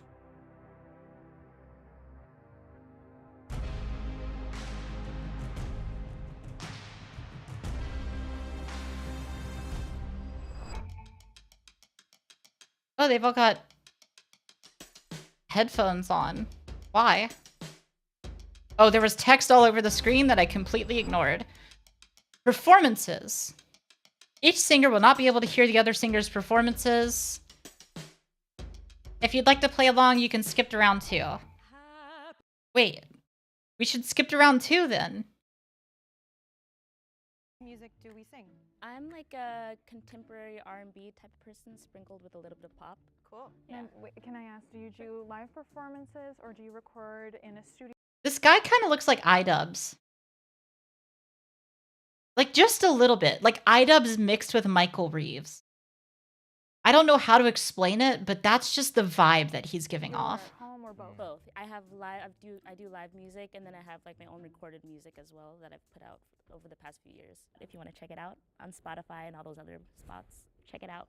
I started training in 2015. I grew up not musical almost at all. And what got you into music? I'm feeling a little lost when I was younger, not knowing what I wanted to do when I grew up. Going to concerts and like witnessing the effect of like a lively lead singer, that was when like everything felt like it was connecting. Is there a specific concert that you remember being like? Walk the Moon. Yeah? Walk the Moon, 2012, Nick Patrica. Wow. I am into hardcore thrash metal, new metal. I guess the look kind of gives it away. You could tell from the stance. All right, I wonder what they're going to have them do other than the performances that we skipped so that we could play along. Because like just based on how they dress and like them talking about when they started, we're not going to get anywhere. Ashley, do you want to answer your question? Yeah, I'm an opera singer. Okay. So I started training since I was 14, but I've been singing my whole life. I've been doing it professionally for about a decade now. It's been a crazy career. Okay, I said that and then I immediately see this girl's outfit. She literally looks like an opera singer. Like she walked out here in her like concerto get up. Like this is the same outfit that I had to wear for orchestra performances when I was in elementary school. I love opera because of how dramatic it is. Everything is heightened. It is the most dramatic thing, and I love it. What do you sing? I'm curious about what you do. Okay. I'm classically trained. I got started in choral music when I was 4, so I've been singing live most of my career professionally, but actually in the last couple of years I've transitioned into more sync licensing. Anytime you're watching a TV show or a movie or whatever and you hear music in the background, that's what that is. What was your vocal range? So she's in sync licensing? How does that work if she's like a classically trained vocalist? I wonder how she does sync licensing. Like note to note? Like, are you an alto? Are you a bass? I think I'm a tenor. I think I can go from a G flat. It's her? Yeah, I kind of think it's her too. I'm going to be honest with you. Okay, got some range. Like that. Can you hit a whistle note for me? Okay, hold on. Oh my god, he can do it. I don't have a lot of classical training. I do musical improv. So when I first got to LA, I got really into improv and then took a musical improv class and I was like, this is so much fun. When did you start doing that? Like training for that, I guess? So I took my first musical improv class in 2015 and then I took like a bunch more. One thing I love about it is you don't. Musical improv just sounds like such a fake career. Like, I'm happy for this guy if he's actually being able to do it, but like, it sounds like the fakest shit that I've ever heard of. Like, do you know the singing sections of Whose Line Is It Anyway? That's what I'm picturing. And there's no way that that's what actually musical improv is, but that's what I'm picturing. You don't have to be the greatest singer. You, as long as you're like saying yes and like with your team, you know, you can like. I feel like it's worth noting, why did anybody vote Vidal out? For me personally, it was strictly because his hands were in his pockets. I was gonna say. Wait, who the fuck is Vidal? Oh, we skipped round 1. So they made like a superficial vote and they voted the black guy out. What the fuck? We skipped round 1 because the video told us to if we wanted to play along. But in round 1, they superficially voted the black guy out. Are you serious? Jesus Christ. Because his hands were in his pockets. How is that not racially motivated?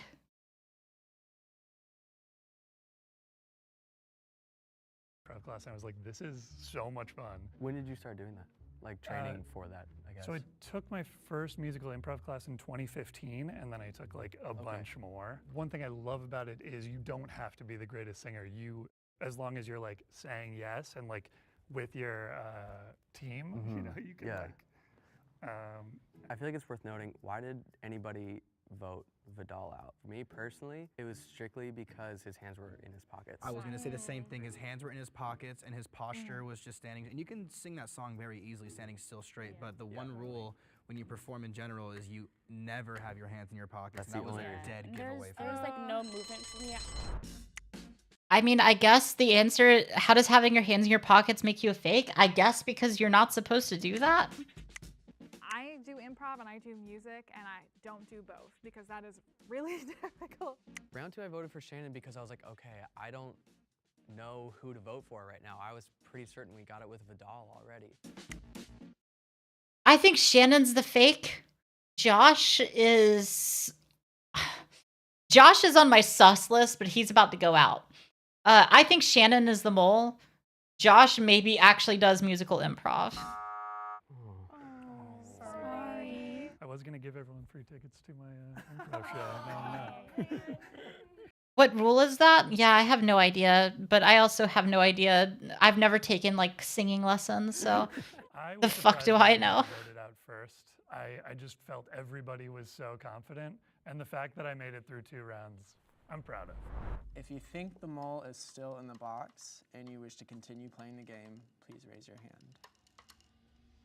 Oh, it's totally the girl. It's We all think the girl who does sync licensing. It's totally her. Vote for and why.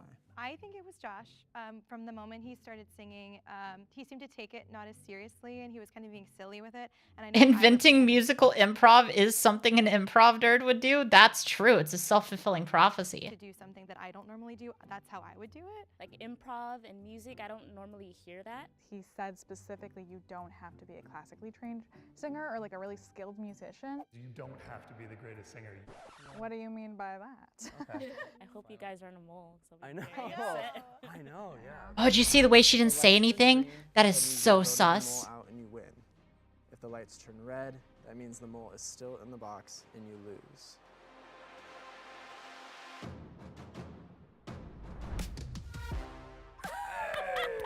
Oh, who was it then? Good work, everyone. I kind of felt like it was going to be easy. Like, singers always know. You kinda know. We You always know. know. On the count of 3, will the mole please reveal themselves? 1, 2, 3. It was the fucking improv guy. God damn it. I mean, he was the next most sus to me, but that sync licensing shit, that just seemed too suspicious. It was way too specific, and it didn't have like a clear path on how you would go from singer to sync licensing. I knew it. It was me. I did not vote for Josh ever. I was confident it wasn't him. So I do improv, but I do not do musical improv. I prepared a little bit, but I was like, I'll just improvise my way through this. And, Classic didn't work out. I wanted to ask you guys if you want to sing now that you can all hear each other. I'm down. I'm just gonna get loud. That's all I gotta say.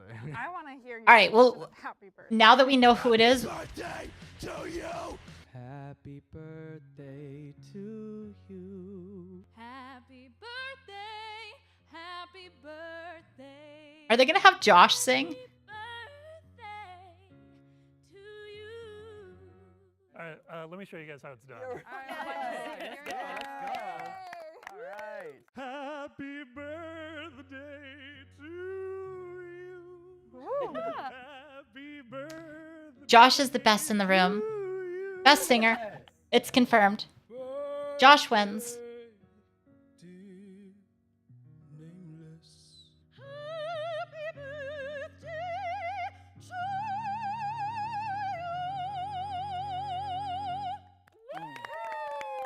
Yes.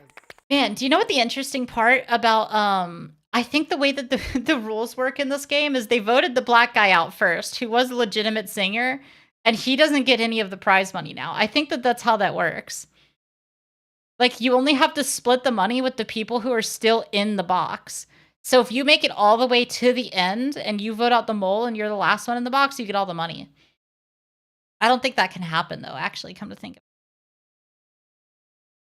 But I think that that is the rules. They only have to split the money with the people left in the box. I'm a virgin. And I'm a virgin. I'm a virgin. I'm a virgin. I'm a virgin. I'm a virgin. All right, how long have I been going for? 1 hour 50. It is almost 9:30. Okay, we're good.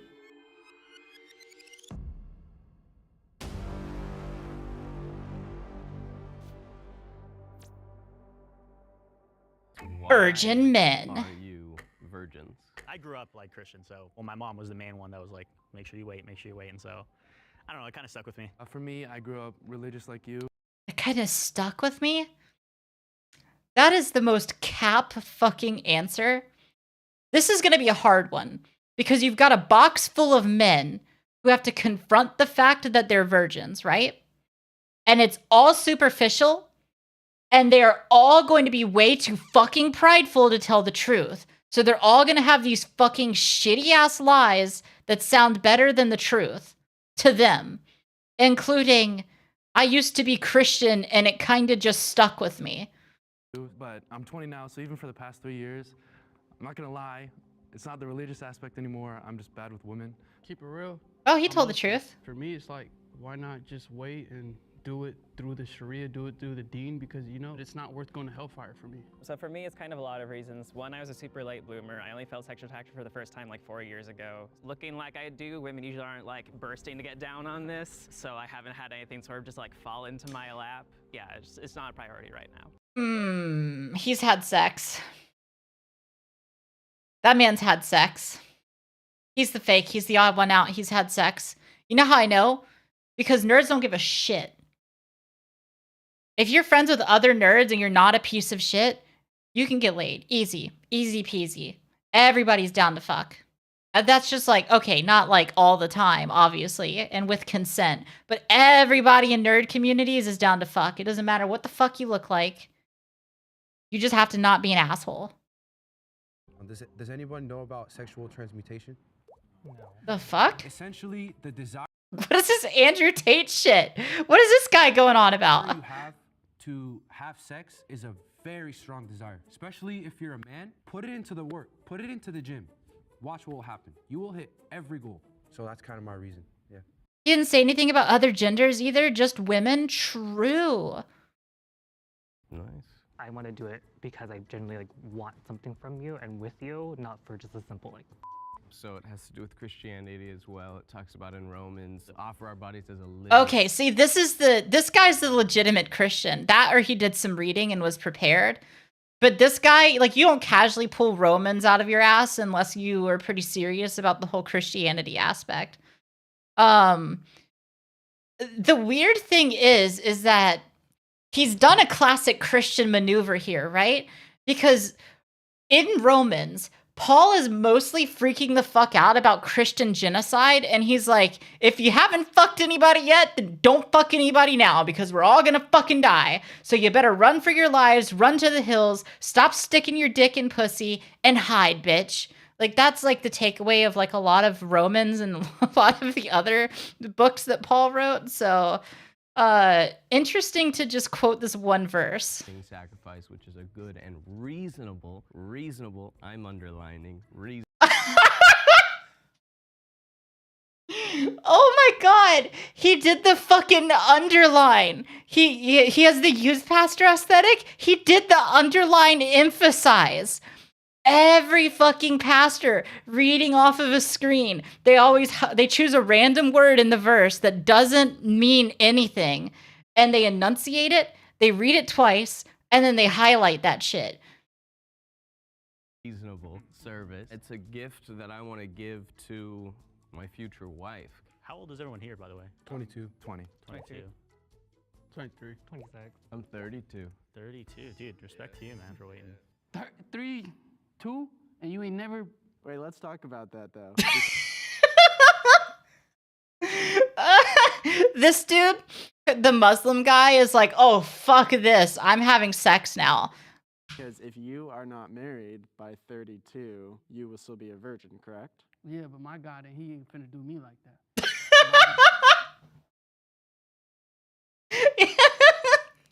He's having a crisis of faith over this. It ain't no way you 32 and a virgin. I'm 32 Ain't no and a way. virgin. I'm just Yeah. gonna keep it. It seemed like he wanted to present the extreme of his religion. Did they immediately clock the Muslim guy as like, oh yeah, he's just an extremist? What the fuck? There's multiple people in the room who are like, yeah, God told me that I can't have sex. And then they're like the one guy who's like He was like, yeah, I'm Muslim, so it's a religious thing for me. And I figure, you know, it's been this long, so I might as well do it the right way through my religion. They're like, he's an extremist. Shit. What the fuck? Tell us how you felt. It's the one black guy again. They gotta stop doing this, dude. They've got to stop doing this. They're voting out the one black guy consistently. This has got to stop. Oh, it was black. No, I'm kidding. I'm gonna ask you. Like, you're 32. How does that go? How does it go? It goes rough. I mean, my body is ready. I want that. I want to be married, but I put more value on my walk with the Lord and my future wife. Okay. So, I believe that he is a youth pastor. And I believe that he's maybe a virgin, or he's convinced himself that he's a virgin. Because sometimes people in the church, they have sex and then they just lie about it. It's because it's more convenient for aesthetic reasons to make everybody think that you're perfect. So, but either way, he's in the virgin side. Have you for been sure. in those opportunities where, like, maybe I could have had many opportunities, but I keep myself away from those. Yeah. types of- Hold yourself above everybody else to a higher standard. has everybody dated before, or have you guys had significant others? I've only had one girlfriend, so. Yeah, me too. I've only had one girlfriend. I've had 2. I've had a handful. I never really had an official boyfriend, but like I had seen like 2 people, yes. So I'll go out like on dates and whatnot, but nothing really official. And have you guys kissed or? Kissed, yes. Nothing beyond. Oh my God. Do you think that the youth pastor guy is one of those people that like won't even kiss somebody until marriage? Those people, dude, it's just, they use it as such a way to like raise themselves above others and also like peacock to other Christians how devoted they are to the cause. You guys kissed or? Kissed, yes. Nothing beyond. Got you. One of my relationships was entirely long distance. She was in Portugal the whole time. Oh, wow. So like my lips don't really stretch across the ocean very well. Have you guys ever fell in love before? For sure. Okay. They'll vote the gay guy next, Really? probably You never so. dated anybody? Yeah, for sure. I'm a very passionate person. When I was younger, obviously you have like those high school crushes and whatnot. I don't want to flex or anything, but my car outside, I bought it by myself. It's like 120K. I opened my own company, and that's all because I don't want to flex or anything, but like, I'm fucking rich, bitch. You know, like what's going on in society. I have a question for you in the last 5 seconds. I feel like a lot of people accomplish a lot of things while still having sex and you just make time for it, or you can just like fap and forget about it. Like yeah, but when they do engage in that type of stuff, they go through a heartbreak. Ace King? Oh, you might be right. Battle before all that happened. He kept talking about like his mindset and grind set, and it reminded me of like American Psycho. And that guy. Oh, the gay guy is getting spared. I appreciate that despite their misgivings with each other and the fact that there's some diversity among this group that maybe not all of them are comfortable with, they were able to show class solidarity and vote the capitalist out. Crazy. I thought I'd be eliminated right away, but I've had naked women climb on top of me, and I still say no. And then the next day, I go submit 3 loans and make like $10,000. So he is asexual, and he's a dirty capitalist. Interesting. Cool. If you think the mole is still in the box and you wish to continue playing the game, please raise your hand. Wow. Oh, interesting. I didn't think y'all were gonna raise your hands. I have a bit of a accusation, and so Alex, I think that you made a mistake, and you're here rather to promote that virginity till marriage would have been the better option. I've definitely been in the situations where me and my girlfriend were making out, and there are definitely worse scenarios that we could have gone farther than that. It's gonna sound bad, but I'm just too scared of my mom. For once, they're finally not anti-LGBT. True. Of your mom. When I turned 16, 17, that was when I really started diving into the Bible and reading more into it and kind of creating it for my own. And so. All right, here's the deal with the dude who's talking right now. And this is my personal bias, but I feel like anybody who dives into the Bible on their own with any amount of reading comprehension skill and truly reads it on their own will come to the conclusion that actually none of this shit fucking matters. and you can basically do whatever you want as long as you're kind to people and you uphold like the one basic tenet of Christianity, which is believe in Jesus. Not that I'm promoting Christianity by any means, but I feel like this guy would have understood that if he dove into the Bible and made it his own. He could still have that religious trauma. That's a great point. Hi, Crystal. What denomination is your church? I'll be honest with you. I don't know which denomination it is, but Okay. we're Christians, so Okay. I'll say that. Okay. But- Suspicious. I don't know what denomination it is. I mean, a lot of people who go to non-denominational megachurches probably aren't really aware of the idea of it being non-denominational.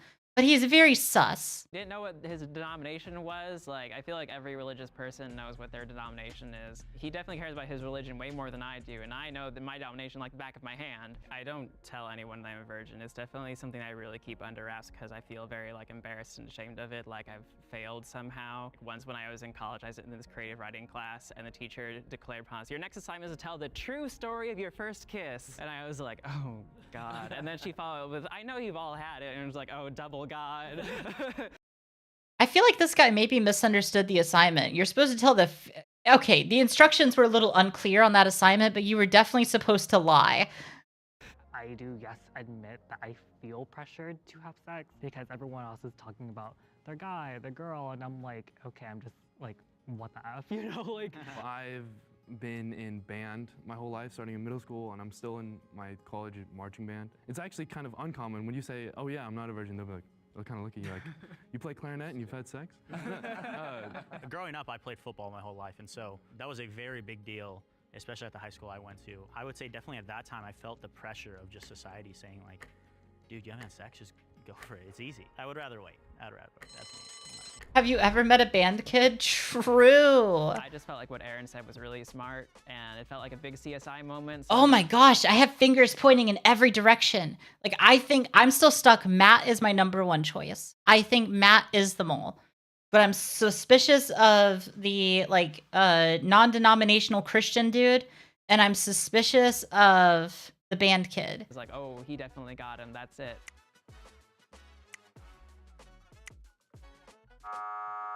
Bummer. I wish I had like a virgin card I could show you guys or something. If you think the mole is still in the box and you wish to continue playing the game, please raise your hand. I'm just super curious why you two, I guess, didn't want to continue. Because I think it was Alex. I think we are virgins. Yeah, I thought that what you said. Oh, he's such a youth pastor. The way he was uncomfortable about saying the word virgin, that's such like a youth pastor thing. During the last round was super smart. It felt like a big CSI moment. It's just like, oh, if you're wrong, then like I don't trust anything anymore. I think you definitely had the vibe of like a band kid who hasn't done it yet, which I can say because I used to be a band kid. What'd you play? I played trumpet. Oh, Matt is the mole. He's so the mole. Oh, he's the mole. Oh, cool. Yeah. Nice. Yeah, but so you guys think there's still a... Yeah. Well, here's the thing. Aaron, I think it's you. And Respectfully. I think it's because you're imposing what you are onto what Alex was. And that's maybe what you did. And I'm thinking that you're, what's it called? It's not. One more thing is just that because of, you know, your age and No, everything, it's because the other guy in the room claimed religion so heavily, then the youth pastor had to peacock. That's what was happening there. He was like, I am better than you and know your place, worm. It's very common, a church social structure and interaction, but you wouldn't recognize it from the outside. That's That's it should okay. matter. That's okay. It's hard to believe, yes. Do you, I guess, like, what was your longest relationship? About a year, a little over a year.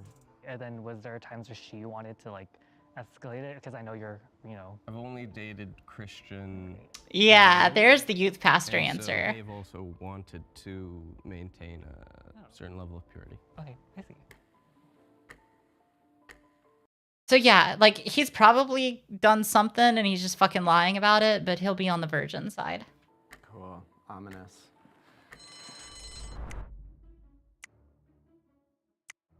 It just seemed like he wasn't as confident as he was in the previous Oh my round. god, they nuked Aaron. Uh-huh. Oh, he's pissed too. Because his entire social standing depends on that shit. Please raise your hand. If the lights turn green, It's Matt. It's Matt. It's the mole out. it's so Matt. If the lights turn red, that means the mole is still in the box and you lose. Look how excited he is too. Look at him. Oh, look at him. He looks so excited right now. It's him. 3, 2, 1. It's you, huh? No. It's you. You weren't No, surprised. You weren't no, surprised. it's you. You weren't surprised. You looked right at us. You weren't No. surprised. On the count of 3, can the mole please step out? 1, 2. It's Matt. It's Matt. It's Matt. What up, y'all? Nailed it. I fucking nailed it. We were like, oh, I wanted to see him, but then the way he was talking, I'm like, nah. But turns out you get hella meow meow. Well played. That was well played. I believed everything I'm a that you said. fucking Most of what I said genius. was true. Those personal stories, they were from before I, did the honky donk. I see. I trusted him. I was like, oh, he plays trombone. I play clarinet. We're good. Wait, so when did you have sex then? Like 8 times not 8 times, with 8 different people. Meow. Meow. Meow meow. I told you, dude. The nerd community doesn't give a shit what you look like. It's a lot more about personality and not being a complete fucking douchebag.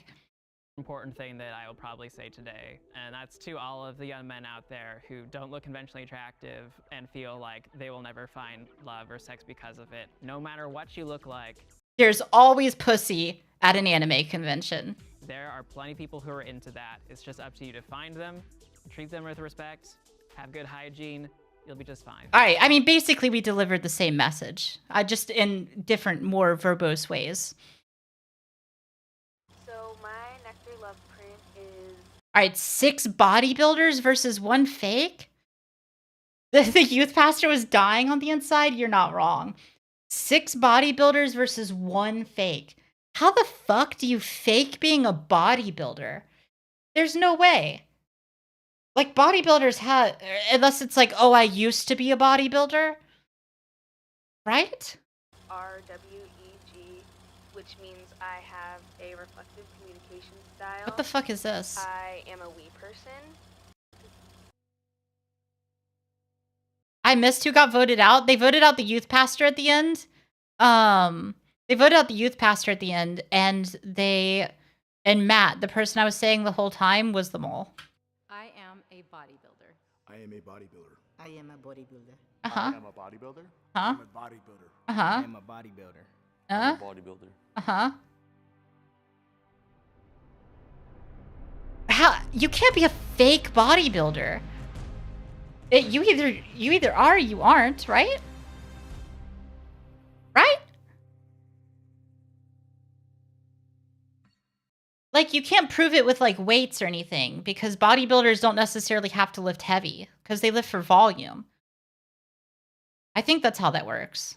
So it's like a balancing act. So you don't necessarily you're not like a fucking strong man necessarily, but Why don't we cycle through? Why don't you say who your favorite Mr. or Miss Olympia was, how many titles they won, and why you kind of prefer their physique or their kind of Mr. Olympia? okay. So maybe they all hit the gym on a regular basis and do the act of bodybuilding, but they don't compete. Maybe that's what we're looking for, the fake competitor? Miss Olympia over everyone else. Probably Dorian Yates. I don't remember what year exactly he competed, but Dorian Yates is probably one of my favorite bodybuilders. How many times did he win the O? Dang, that's a good one. I You don't should know that if he's your favorite guy. I don't. Should he? Why? Why should he know that? Like, if I say like, oh yeah, the fucking Steelers are my favorite football team, and I'm kind of just saying that because I don't necessarily have a favorite football team, and somebody's like, how many running yards did the quarterback have in 1953? You're like, what the fuck are you talking about? I'm like, this isn't my autistic special interest. I don't fucking know. I don't. That other dude, he's way older than me. He knows about way more stuff than me. So when he's asking these questions, I'm like, dog, I don't know. Okay, they are all blindfolded. You're right. So maybe physique does play into it. Yates fan. The hell kind of Dorian Yates fan are you if you don't know how many times he won the O? You know what color his skin is? Yeah, of course. What color is it? A little light skin, you know. Light skin guy? Light skin. I don't know what you want me to say. I mean, Light skinned black guy or white guy? I'm not black, white guy. Light skinned white guy. Light skinned white guy. Gotcha. I'm not as big as Ronnie Coleman, but you know, I'm trying to get there though. I would say the same for Ronnie. I was prepared to answer that, so it was 1, 2, and then it was about to get to me, and then homeboy in the end decided he was Like, she looks like a bodybuilder. gonna cut me off and answer the question before I could. I was under the impression that everyone had to answer the question because I don't think she did. I got a question for everybody. Yeah. How many times a week do you go to the gym? I go to the gym 10 times a week, 6 days a week. Did he just say 10 times a week? Also, why are they all like... They're in like a dick measuring contest. Like, they're all blindfolded in the room, and it feels like they all want to kill each other. Is that the testosterone that they're all taking? The HGH? Like, what the fuck? It feels like they're all gonna snap at a moment's notice.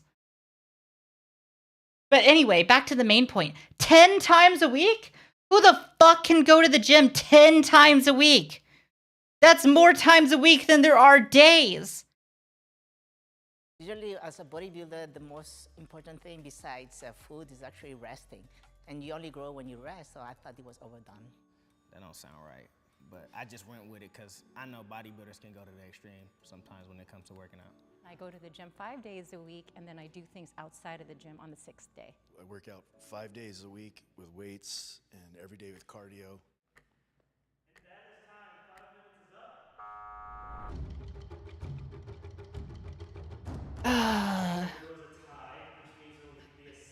Hey, Neko.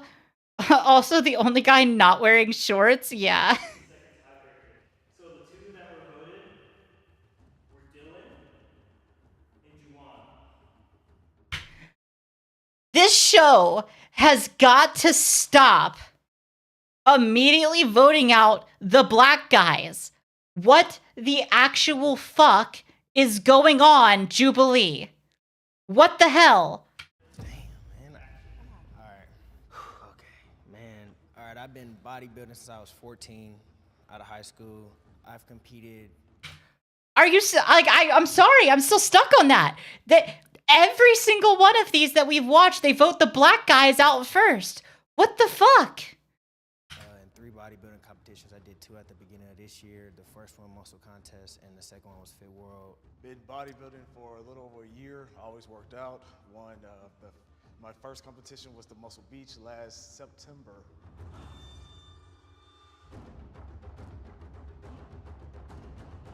All right. Oh, you're out of here, my guy. Dude, Goodbye. It is what it is. In the gym, name kind of one quirky thing that you do. Yeah, but I feel like it's the truest stereotype ever. The one time that there wasn't a black guy to vote out, they voted out the lesbian couple. Like, not only is it the truest stereotype ever, it's just like they immediately vote out whoever the most minority person in the room is first. For me, I'll start like maybe, I don't know, some days like when it's leg day, you have like a certain pair of shorts or a certain pair of pants you like to wear on leg day, and those are your leg day pants. I don't do a damn thing that's quirky. I do things because others can't. Oh my god. You know, as bodybuilders, you know, we usually have a lot of, you know, little superstitions, kind of habits that we follow, patterns, things like that. That guy's so toxic. Perspective, we try not to wear, you know, bras. Like, we just wear the sports bras, but not the specific ones because they break. Did you ever had something like that, Jeva? You know what? Actually, yes, I have, but I still wear them. And my quirky thing that I like to do is I like to come to the gym, and at our gym, pretty much everybody is in great shape and fitness competitors. So I like to pick out one person on that day and just kind of just watch what they're doing and then go and ask them what they're doing. We don't have time to talk That's... to people. We are too busy What? doing our thing. Who does that? Who goes to the gym and is like, I'm going to talk to somebody and watch what they're doing? You go in there with the routine. Get in, get out. Don't bother people. I mean, not necessarily on the weight floor, but I need extra help and motivation in cardio, so I go up, do my cardio, and see who I can beat and try to keep up with that person. Toxic masculinity at its finest, you're not wrong. He's like, I don't do a damn thing that's quirky. It reminds me of growing up in fucking Georgia. Jesus Christ. Whenever I do cardio, I actually watch a full day eating, like mukbangs and whatnot. I don't know why, especially when contest prep. I just like watching other people eat. What's your guys' favorite exercise equipment and brand? Prime? Prime equipment. All the way, man. I think especially like with a lot of the new stuff they have is Arsenal. I used to go to Coliseum when Milo Sergi was, and they had really like all, and they had no fan and all machines. You went to Coliseum? Yeah. Milos's gym? Mm-hmm. Wow. That was amazing. How about this if we're all Pretty sure most people go to the gym to work out and not talk to people. Yeah. compounds you'd run pre-contest? What do you mean least? All right. So like looking at the looking at their like physiques really quick. Like she's got like the broad shoulders of like the like somebody who does bodybuilding on a regular basis. And this guy does, and this guy does. This guy does too, but I hate him. And this guy also does. Her shoulders are a lot narrower than everybody else's, but there are different tiers of bodybuilding competitions where they go for different physiques. And it's I think it's like dramatically different in the women's categories too. So maybe she competes in one of those categories? Maybe? Hi, Noodly. Hope you're doing well. If we're all comfortable with it, name at least 2 compounds you'd run pre-contest. What do you mean least? Okay. So he's just committed a cardinal sin. Because he's now asked everybody what what steroids they're using. And you're not supposed to talk about that shit. It makes me wonder if maybe he's just a gym rat and not actually a bodybuilder. Well, if you don't know what I mean, you must not be a bodybuilder. Uh-oh. I plead the fifth. Toward the end, you might expect something like a halo and something that doesn't aromatize, like maybe a trenbolone. This past contest, my first time running tests, or this past competition season. How about you? Everything. Anova, Winstrol, HEH, Masteron, Primo, the whole thing. Mm-hmm. Yeah. Sus, Primo, Masteron, Clan. You run sus pre-contest? Oh, yeah. Okay. It works right. You're not doing it, Java? I'm sorry? You're not taking it? I just, because I don't want, I prefer not to say it. Yeah, just because of the, yeah. I'm not admitting, I'm just saying. I'm not admitting, I'm just saying. I'm not asking anyone to admit anything. You just, what would one run? Have to be careful. Clash divisions, what are y'all? Men's physique. Women's bodybuilding, switching to physique. Well, if you do physique, you must not be a bodybuilder by definition. Oh, this guy is such a little dickhead. Oh, I hate him. Oh, he's such a... Oh my god. Vote this guy out on principle. Get the fuck out of here. Uh-oh. Just saying. You know how many classes than a woman? How big are your calves? 16 inches. Anything else? Fuck that guy.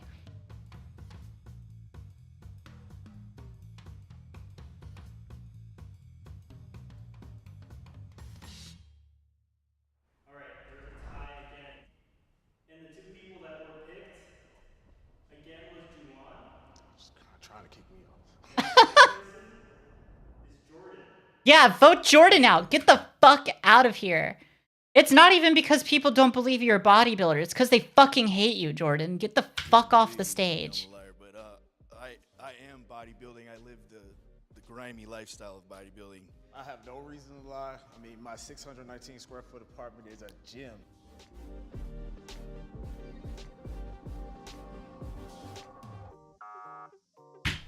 God damn it, this is racially motivated. Get rid of the toxically masculine piece of shit. Get rid of that guy. Why you gotta vote out the other black guy? I didn't know what to expect, but I feel like I don't typically act like bodybuilders, so it was an overall good experience. If you guys think that you have successfully voted the liar out, we can stop playing right now and reveal whether or not you won. If you think the liar is still among you guys, raise your hand to say you want to keep playing after I count to 3, okay? 1, 2, 3.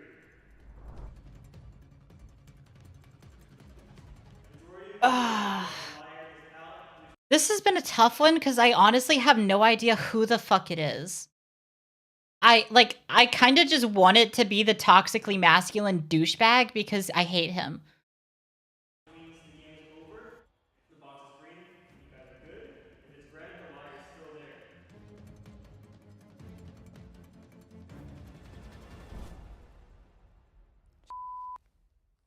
You want us to take our blindfolds off? Yeah, gotta be.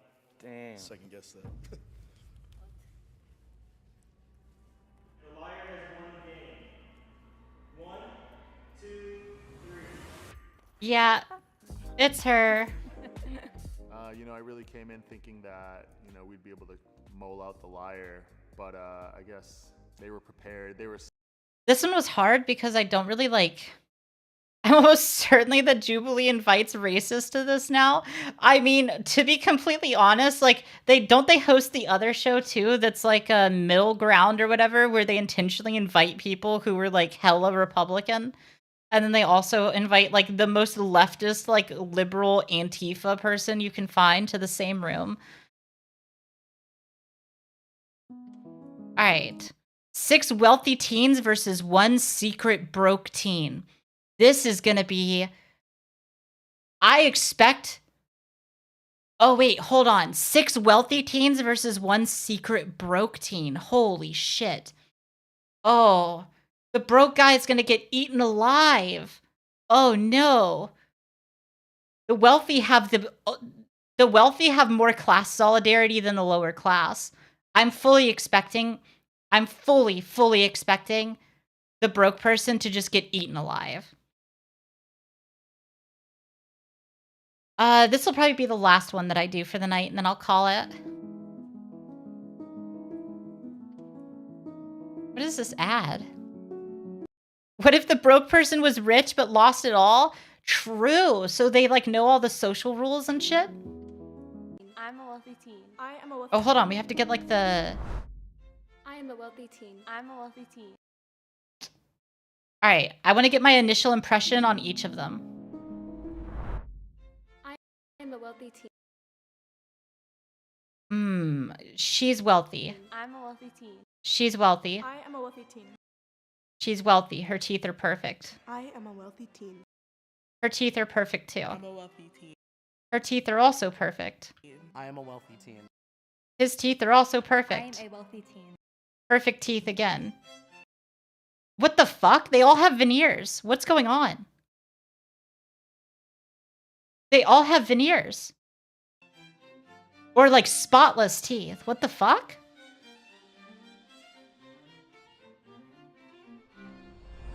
What is everyone's... I really thought that the teeth and like the hair and the clothes were going to give it away. But now I'm not so sure. parents do? My dad is a senior manager for a cool like computer tech company. My mom works for NBC and my dad works for DirecTV. I actually don't have a dad. My mom, when she was 35, she decided that she didn't need a man, and you know, she went through sperm donation. She opened up a business. Oh, one grew up poor? Interesting. For cancer patients, for like areola replacement and permanent cosmetics. She said her mom was single, and a lot of single parents oftentimes struggle a little bit more. That's Yeah, but she said her mom was single because she decided she didn't need a man because she makes bank doing cosmetic surgery. Like, up your analysis game, Abe. Come on. for every single parent, but my mom's a psychiatric technician and my dad is a farrier. So like he does horseshoes on horses. My mom owns a Peanut butter sandwiches may give it away on this. I agree. salon, so she does something like similar to what your mom does. And then my dad, I don't know how to explain his job, but he's like the manager of a school district. Oh, those motherfuckers make bank. The like superintendents of school districts, they make a fuck ton of money. An absolute fuck ton of money. They mentioned that their mom owned a hair salon. There's a possibility of that having unsteady income. Like, they just don't know. They don't know that superintendents of school districts make a fuck load of money. So they're like, oh, you're poor because your mom owns a hair salon. What cars do you guys' parents drive? I have a Lexus, a BMW, and a Volvo. My mom drives a Tesla, and my dad has like a, I don't like, kind of like a Jeep, but like not really a Jeep. I don't really know what it's called. Oh shit. Her dad has the fucking rich person's car, the G-Wagon. Her dad drives a G-Wagon. My mom was driving a 2003 Dodge Ram with like 200,000 miles on it, but she just got a Mercedes yesterday.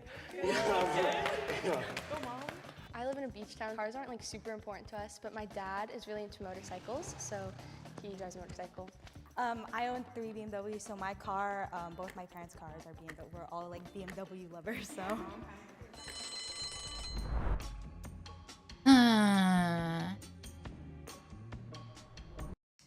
I think it might be the Asian girl wearing pink.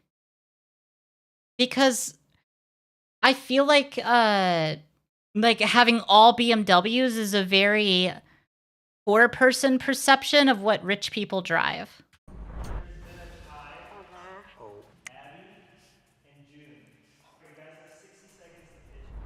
I grew up, I moved a lot of places because my dad's really career driven. I grew up in Connecticut. I live really close to the beach and that's like my passion. I grew up going on vacations every year.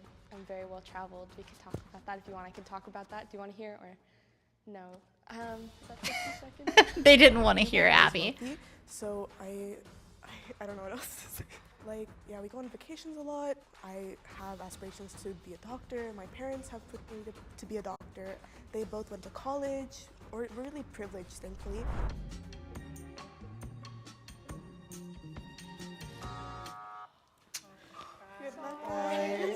Interesting. I was really quiet, so I think that's kind of what made everyone vote She me out. didn't sell herself very well at all. It was a tie last round, and just out of curiosity, what reason between June and I, did you think was inherently poor or low income? Like, Didn't she just confess? Did I miss that? Did I miss a confession? The pink-haired Asian girl? is that 60 seconds? What did I miss? So I don't know what else to say. Like, yeah, we go on vacations a lot. I have aspirations to be a doctor. My parents have put me to be a doctor. They both went to college, or we're really privileged, thankfully.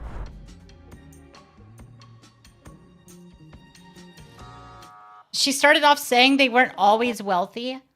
Oh, interesting. I was like really quiet, so I think that's kind of what made everyone vote me out so easily. So it was a tie last round, and just out of curiosity, what reason between June and I, did you think was inherently poor or low income? Like, how did you judge that based off of? Ooh, okay. You see how mad she is about this? That's how you know she has money. That's how you know her family has money. Because she is kind of upset that people thought she's poor. I think my dad always ingrained into my brain that like people who drive motorcycles are like really unsafe, and that's not a good decision to make. I'm like, okay, Dad. I have a question for you. Yes. Did you go to private school? Yeah, I went to private school when I was younger, and then I moved to public school only because like when I moved houses, there wasn't any like good private schools near me, and also I really like my public high school experience. Do you go to public or private school? Public. Okay. I think prior to this year, I think I went to a lot of like stereotypically like rich kid schools. When I was in elementary, we were starting like we had like iPads in like 1st grade. And then in 3rd grade, we started having like... Listening to the wealthy just like flaunt their privilege for this is ugh. And then they all were like, they only started getting Chromebooks when they were in like 5th grade. She kept talking about Chromebooks. I was like, is she trying to like take us to a different direction about Chromebooks? I was like, okay, I don't know about Chromebooks, so. I went to East Catholic, which was a public school or private school. So I go to a public school because my mom didn't want to drive me super far to go to private school. Yeah, they were like all like an hour away, and my mom was not about to drive me an hour away for school. So I went to an academy for middle school, and then now I'm in a public high school. It's close to. There you go. Do you hear the way that she said, I went to an academy? That she actually went to private school. That's how you know she's telling the truth. And it has programs for the science stuff that I like.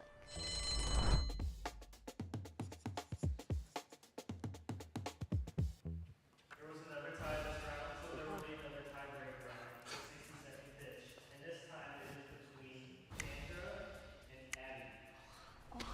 So actually, you know, make a lot of my own money. Abby is the only one that I'm 100% sure her family has a fuck ton of money in this. Because she's the only one that's getting actively pissed the fuck off every time people call her poor. And then over here on the left, we have the girl who's just been flaunting her wealth and talking about iPads and shit in her schools. So, like, she's wealthy too, but she's like the oblivious kind of wealthy. My mom, she really wants to like stress financial independence. So I'm actually a content creator. My main platform is TikTok, and I do a lot of like fashion and like modeling content. Last year, I learned how to like work with brands and like make a lot of money from that, which you can make a lot of money if you guys. That's a very privileged teen thing to do, so I believe that. Get into it. Forgot to mention that we also. Are you doing Genshin, please? I did Genshin in the first like hour and a half-ish of the stream, and then I'm wrapping up this video and I'm calling it a night. If that means anything to you in Europe. Unfortunately, YouTube doesn't have as good of a way of like managing like the stream state and telling people what the fuck I'm doing. Twitch does that a lot better, but I like YouTube's streaming platform a lot more. In like Scotland and stuff because a lot of my family lives out there. I also create content. I love video games. I don't have a job myself because I'm really focused on academics, but doing something like you talked about doing would be really cool. I'm not the mole.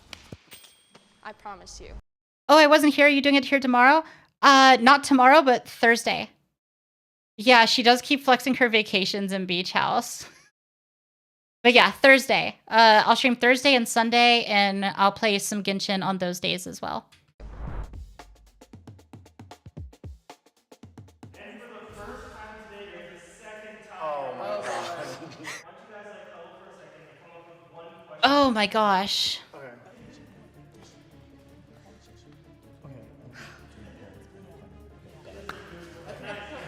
So, what college do you want to go to? Bye. And do your parents plan on funding it? So yes, they're gonna fund it. I'm not gonna lie, I don't really know how much it works because with my parents, it's never been an issue. Like they've always been very clear that like we're really lucky and we have the ability to support you in whatever you want to do, which is why they're not hard on me for my grades. My dream school Yeah, she's is rich as USC, fuck. Or I really want to study abroad in like Europe or Asia or something like that. Who funds your college? Okay, so I'm actually on full ride to USC on Questbridge, which is like a scholarship for people in Connecticut, like a local scholarship. Do you pay for like everything else, like daily expenses, or like? Yes, okay, yeah, I your do. mom Like, I've been working since I was 15 as well. Like I was working in a restaurant when I was in Connecticut. That's pretty common with rich people. I think they're both rich. Money from brands. Yeah, I think they're both rich. We decided to vote Chandra out. No hard feelings. It's a very rich person thing to do to flex things like that, but it could easily be used to fake it.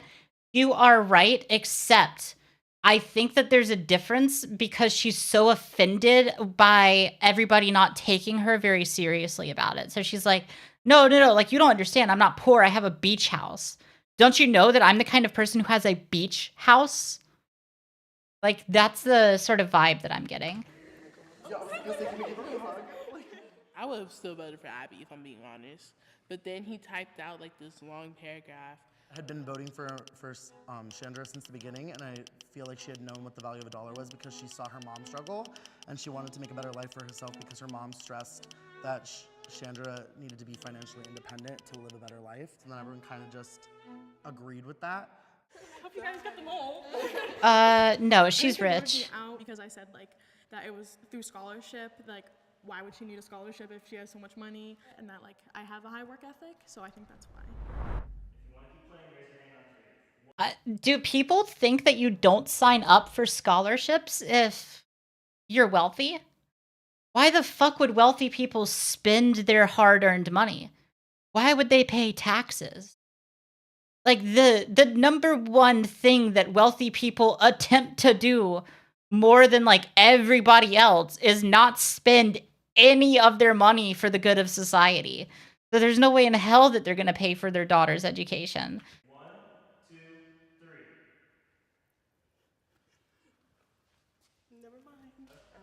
The box turns green, you guys successfully voted the mole out, and you guys win the cash prize together.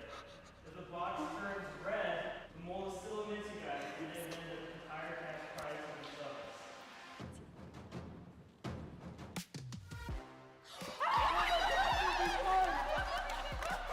Interesting. They got the mole. Oh, who was it?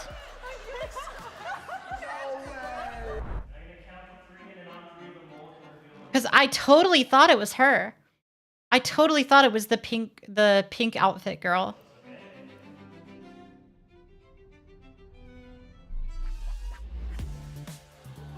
It was her. Yeah, so I've grown up like low income, you know, my whole life. Questbridge is actually a scholarship, which I am on full ride for low income students where like Ah, that's the difference. So she just lied about what the scholarship was for.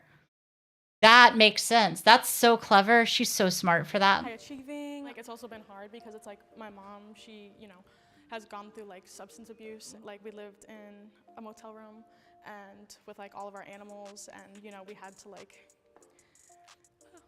We're here to like, support feed them. you. Yeah.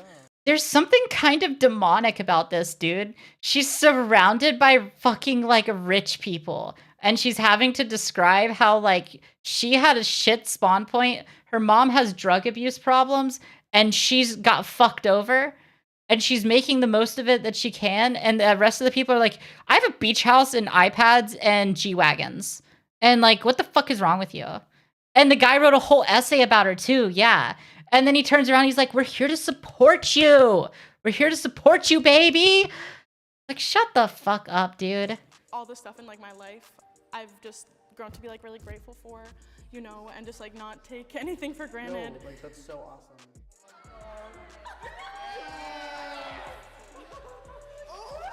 The rich get motherfucking richer. What a terrible fucking prompt. Fuck this. Look at them throwing money around in the presence of a poor person. You serious, dude? God damn it. I hate America. I hate America so much. God damn it.